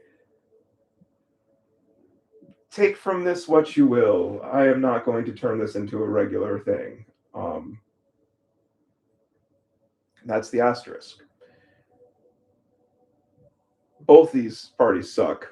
I'll have to go to the conference with the Democrats because I'm going to stay with the Democrats, but I'm going to meet with and discuss with the other people for a group of the center who can say both these parties suck. Not just Trump sucks. Both these parties suck. Asterisk. Run for Congress like that. That's what I want to see. Why I disagree with the major parties is my asterisk, but I will go with them. My number, you can add my numbers to them if you want. That will break the deadlock, I think. Faith in public life is welcome. Theocracy isn't. This doesn't start in Congress. It starts right now in the conversation we've been having with people you love who see the world differently, with the willingness to say, I hear what you're hearing. I don't hear it the same way, but I hear it. And the conversation doesn't end because we disagree. I was raised in a Christian tradition. I've struggled with it, rebelled against it, been wounded by it, and I still can't leave it fully behind because underneath all the corruption and the politics and the golden calves, there is a commandment that never needed a denomination. Love your neighbor as yourself. Not the neighbor who agrees with you, not the neighbor who looks like you, your neighbor. And I'm asking Christians to actually do it, not as a slogan, not as a bumper sticker next to the campaign sign, as a practice, as the hardest thing you'll ever do. Love the immigrant your party tells you to fear. Love the trans kid your pastor tells you is confused. Love the liberal who sneers at faith. Love them not because they earned it, but because scripture, the one you say you believe, commands it. And if your politics require you to abandon that commandment, then your politics have become your religion, and the Christ you claim to follow has been evicted from his own church. That's not just for Christians, that's for all of us. The asterisk runs on love, not the sentimental kind, the difficult kind, the kind that requires you to see the humanity in someone whose worldview you oppose, the kind that costs something. The left needs it too. Love for the people you've written off as deplorable, love for the culture you've dismissed as backward, love for the family member who watches Fox News and won't stop talking about the border. Not agreement, love, the willingness to stay in the room. It just starts with recognizing that your political enemy might be holding the piece you're missing, not because both sides are the same, they're not, but because no single perspective can hold the whole truth. It is my hope that by talking about these things openly, this will help us avoid oblivion, not hasten its arrival. If we have to have an apocalypse, let it be an apocalypse of love and understanding, the same urgency, the same willingness to name the catastrophe, but the opposite motivation. They speak openly about the end because they want it to come. I'm speaking openly about the same darkness because I want to prevent it. This is the most exposed I will ever be.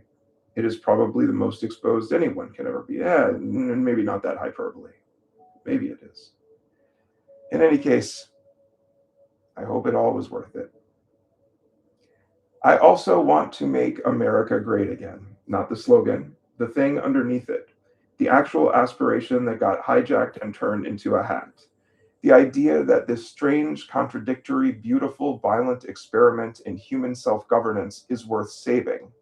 That the diversity we carry, all of us, every hyphenated American, every mixed up, cross-pollinated, complicated one of us, is the asset that no other nation on earth possesses. We are far more alike than different, even in our differences.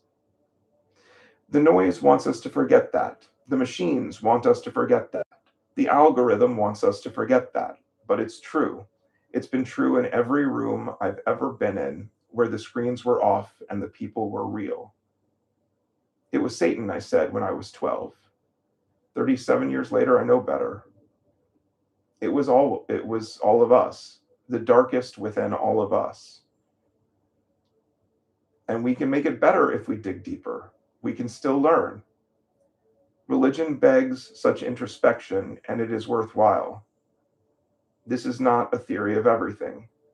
It is one person's attempt to say the thing he's been circling for half his life before the window closes and none of this can be trusted at all.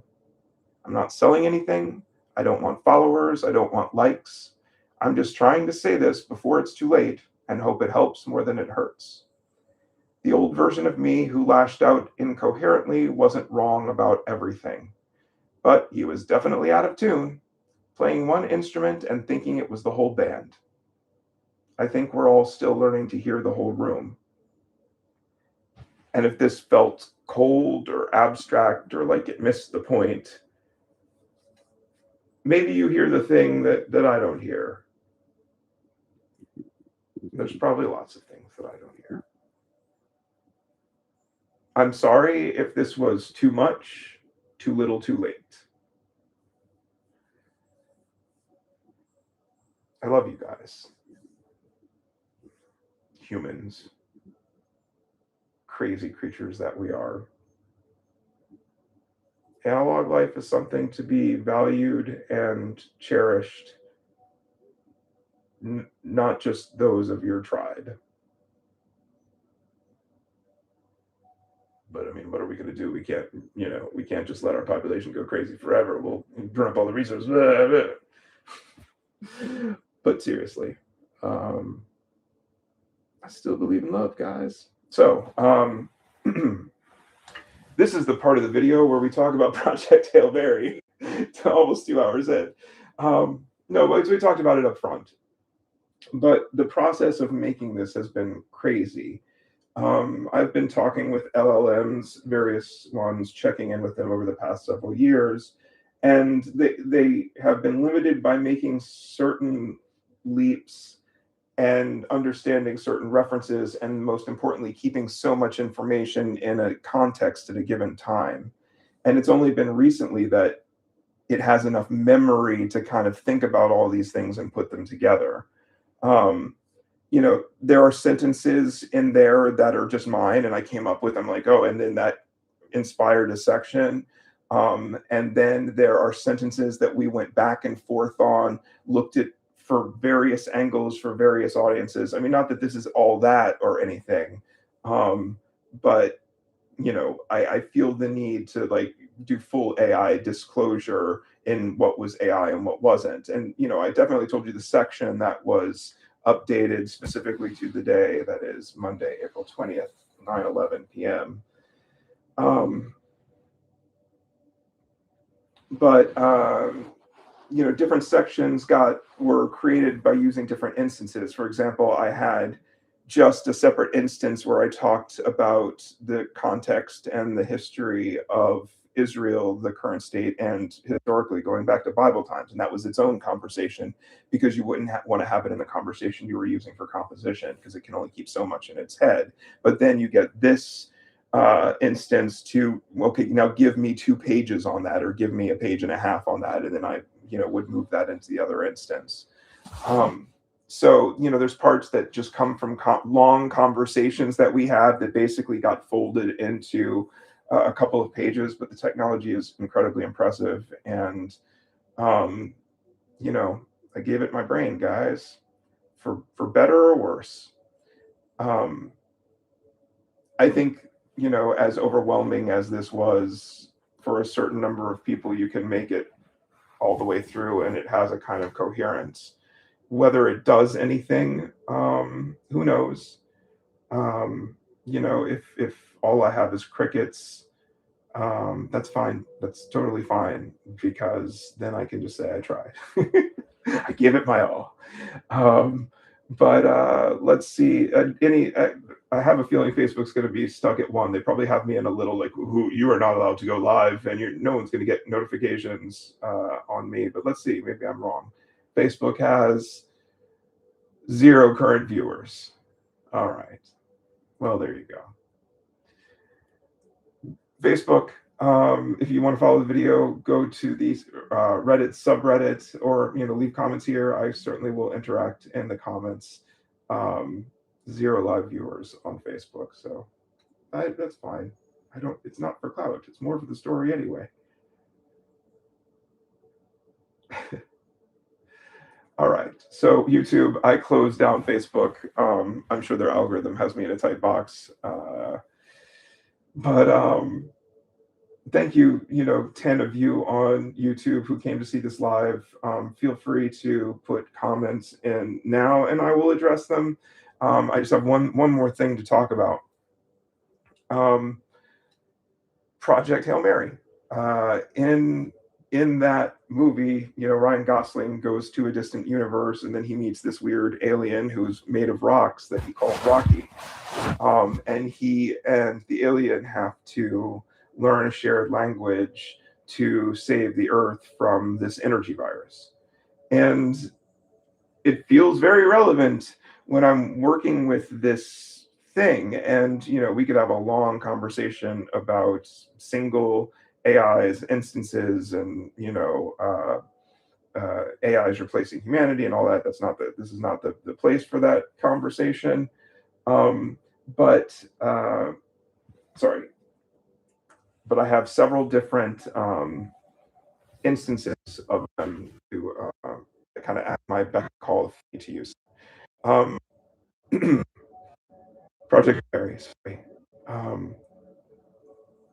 So it feels when I'm dealing with these AIs like I'm learning a kind of communication with an alien.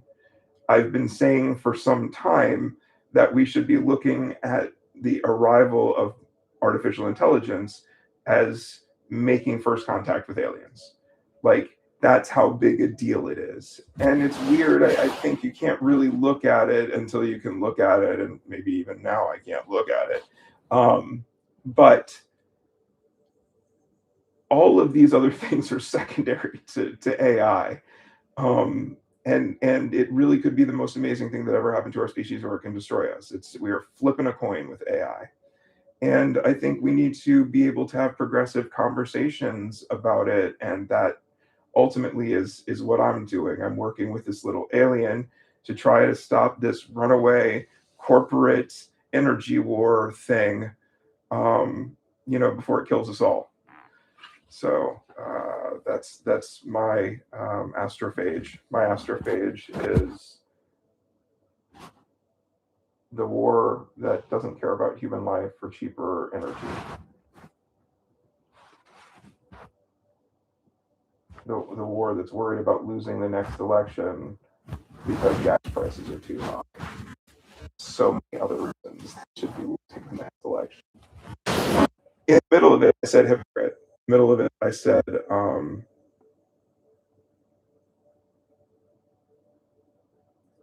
sorry, I'm reading people's comments.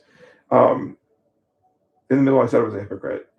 Tomorrow, I'm voting in Virginia to gerrymander blue because Texas gerrymandered red. So ideologically, I want us to have completely fair voting districts. All of us, nationally. However, tomorrow I have to vote in opposition of what I believe in to counterbalance Texas. Here's where we are, people. Please read, take your time, bro.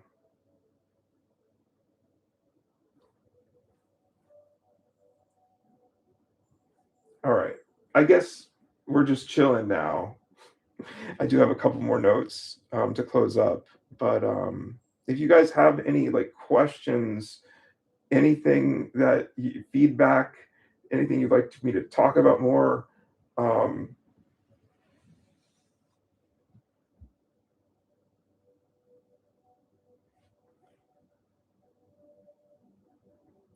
maximum trust is a bad strategy, Corey. You have to defend yourself. So that's a good point. So I am suggesting we have to maintain a high alert status with defense and military, and we are at each other's throat for potentially the tactics of World War III, and at the same time we still have to stay at each other's throats. We also have to have the ability to talk about the situation diplomatically and talk about a unified future together. And we don't have that. We don't have the language of peace. And I don't know that we're going to want to be the ones who started this war if it continues rolling into something. Because even if the hostilities went away tomorrow with Iran, the way the rest of the world looks at us is so degraded from what we were. Maybe you didn't like the way we looked under Obama, but we had a lot more of the world's respect. And that does matter for something.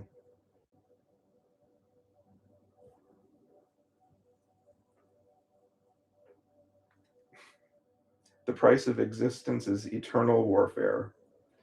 I think when you're working diplomatically with the public narrative, you know, you're showing you have the ability to work together in public, how you're approaching peace talks and what you're willing to put on the table. And there are people at each other's throats ready to kill each other if they cross individual lines. And we have to stay on that line. But I think at the same time, there can be like an aha, wait, we really do, like as a globe, we don't have to be going so fast and so hard and so furious in this moment. And that's not my movement, unfortunately. I know it's someone else needs to do that. If someone wants to take the ball and run with it, that would be great. Because what are our other options, guys? I mean, what's next? Where do we go from here? Nice Guy says 1984 George Orwell move thinking going on here. George Orwell move thinking going on here. The funny thing about George, that 1984, when I was young, George Orwell's 1984 was about the total surveillance state, and it was this dystopia that sounded so foreign, like it couldn't happen here, and yet we are all like constantly recorded wherever we go. I mean, with whether or not a single entity like the government has access to that data, someone has all of our bits and data, and we're gladly giving it to them. It's not true, not everyone is, but it's funny that we ended up in the world. And then, the newspeak, learning particular memes is a kind of newspeak. How do you feel about an accelerating, decelerating on AI core? So I think an acceleration is needed right now in some places while other things need to slow down. So like I think what I just did is inherently accelerationist. I took a lot of things and I speed ran a lot of concepts into the kind of processing that most humans can't process. That huge download that I just did, I can't process that huge download, but AIs can. And my opinion is I would like my information in the mix with the other information, so it might be, they might see my perspective on things in machines that are being programmed by people with, well, I would say questionable worldviews we don't really know about. Let's see. George taught him how not to do it today. I don't like giving up my data, but I keep doing it. Yeah, okay. I don't like giving. So Tevin, okay, I gotta put the glasses back on. This is ridiculous. Tevin Whitney says, I don't like giving up my data, but I keep doing it. Also, every now and then you're cutting out. Well, that's no good. You were on the wrong website, Nice Guy. Oh, our data is being harvested. Yeah, no, I wear an Apple Watch. I'm like, those guys, if they wanted to, they could probably build a 3D wireframe of my model between my earpods, my iPhone, my watch. They probably on a screen can literally just put me in a 3-dimensional map in space. I wouldn't be surprised.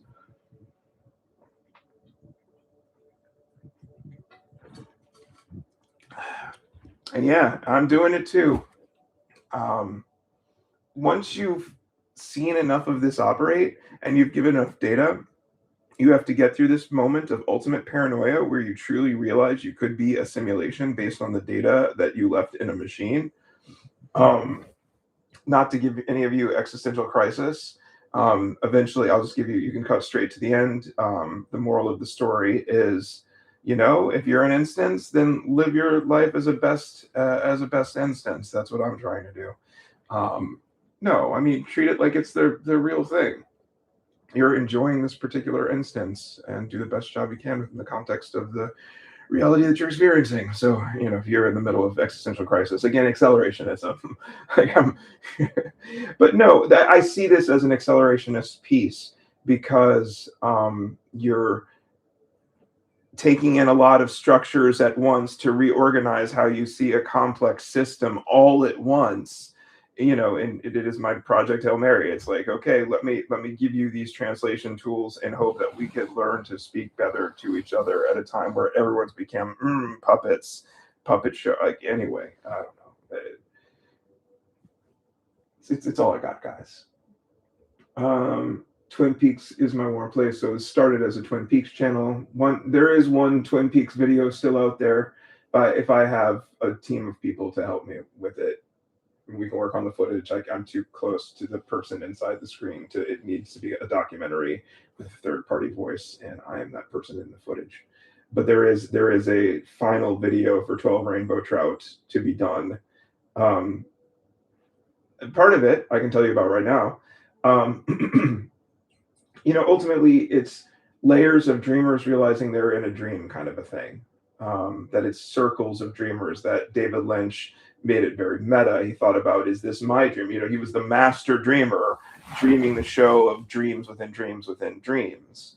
If I haven't said it already in my casts, I think there is a unknown dreamer outside the world. Is it the viewer? Is it David Lynch? Is it some other person? Is it a layered person? And is that person's dream inside another person's dream?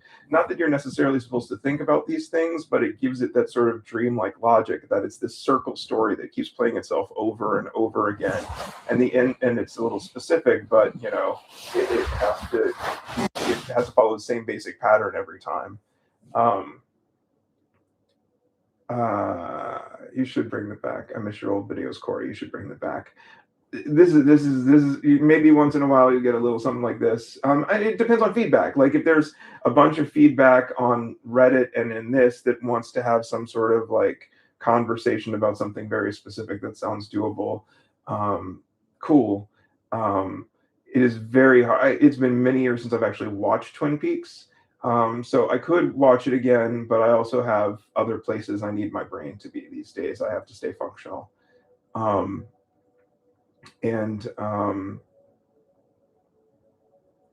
Definitely pieces of it still resonate from time to time. And obviously David Lynch died not long ago. I recently saw a friend of mine sent me a link to an AI piece someone had made, that required a lot of manual labor too. It wasn't just machine make me this. That was like David Lynch walking through his films. That was really amazing. It's the generational trauma aspect of Twin Peaks, which I think a lot of people really understand. And there's the question of, does Twin Peaks itself cause generational trauma? But it's all kind of this circle of infinity that you look into in a dream state. Justice for Robert used to fall asleep to all my old videos. Oh, I should not be programming you in your sleep, man. It's good. The idea of denial. What are you saying? Elvin, Whitney. It's magical. I missed that. They're talking about Twin Peaks. Sorry, guys. Continue talking about Twin Peaks. We can talk about Twin Peaks at some point. Twin Peaks is about denial. Well, there's definitely the part in the distraction angle that Twin Perfect wrote a whole lot about. It's all about distraction is definitely one of the components. It's about denial, like Laura Palmer's denial to see her father as the killer. Oh, Spoiler alert. Well, you know. But I'll just kind of give you, like, because there never will be the final. It is very unlikely that I'm going to get around to making the final 12 rainbow trout video. Um, do I think that they sat down and mapped out these episodes and make them match up perfectly with the other episodes? Probably not. But I think weaving it in and going backwards and calling a lot of things back kind of a reverse way. David Lynch is all about recording things forward, playing them backwards. Like, got, like, the old, like, film projector where you're moving it backwards and forwards. Like, he plays with time that way. So, I think there are lots of possibilities in terms of interpretation. That I think it is possible that they, like, watched the show back, wrote things that stood out to them, and the King and I, and there's probably some real reason in Lynch's head why the King and I is so meaningful to those characters in those moments. But in any case, it definitely has that layers of dream within a dream within a dream, where all the characters realize that they're actors in the play, in the cycle that we see in The Return.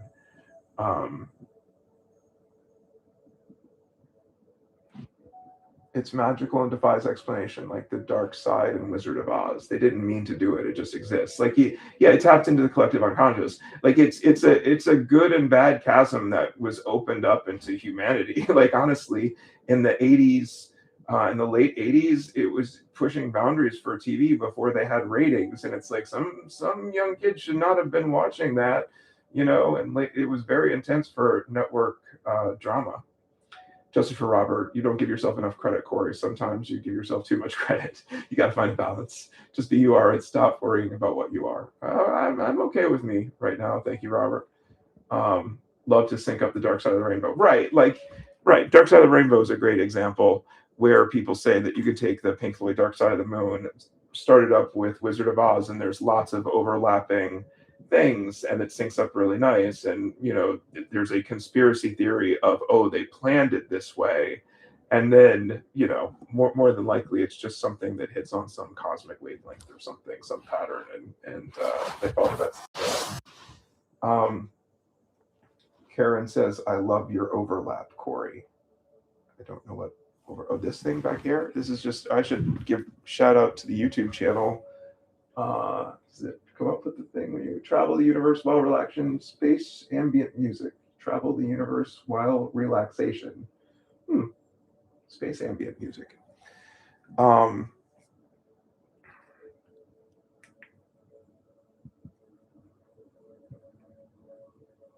my overlap of the Twin Peaks video. Oh, okay. Yeah, no, I think it does produce, like, especially the Audrey dream dance. The Audrey dream dance, the way that it's like the same moment right as you're getting to the end, in the same place where it was when Twin Peaks kind of took off, and that was one of the definitive things that made Twin Peaks was that Audrey dream dance.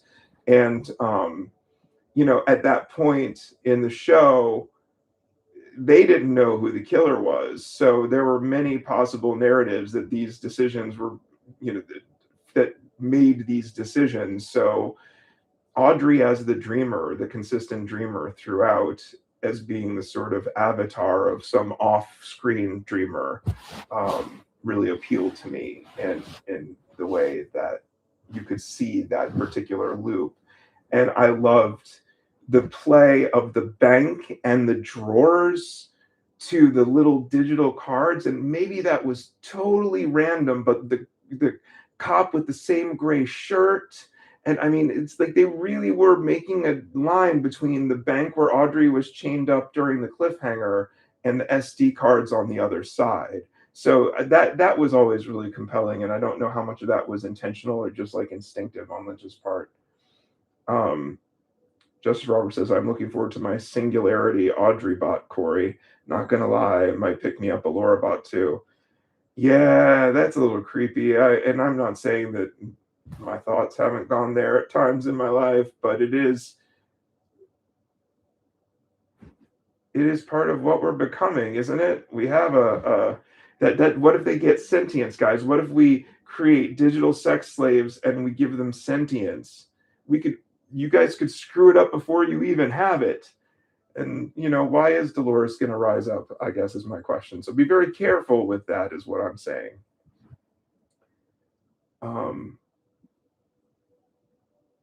But all right. Okay, so I think I'm going to call it there. It kind of fizzled out. It wasn't, if you made it, if you followed me to the end of that speech, thank you. I have a let me leave this. Oh, a little story to book it. Seen Project Hail Mary 3 times. I did a really bad pre-written my favorite project Mary to really tie it together. But seriously, it's like him working with an alien intelligence. It's like working with the AI, which is like an alien intelligence, to try to stop the energy sickness that humans have. That's how it just resonated with me. That's all I'm saying. Let me leave you with this. I believe that Christianity is forgiveness over vengeance. Blessed are the peacemakers. No, not blessed are the billionaires. Hashtag super save me. All right. I'm going to end the videos now. First Facebook. Oh, look. Did it stop? Oh, no, we stopped Facebook. Right. We stopped Facebook. This is cool, though. I thought this worked out well. The TV in the background with the space themes. Thank you guys for coming with me on the trip. Hashtag super save me. All right. I'm going to end the stream.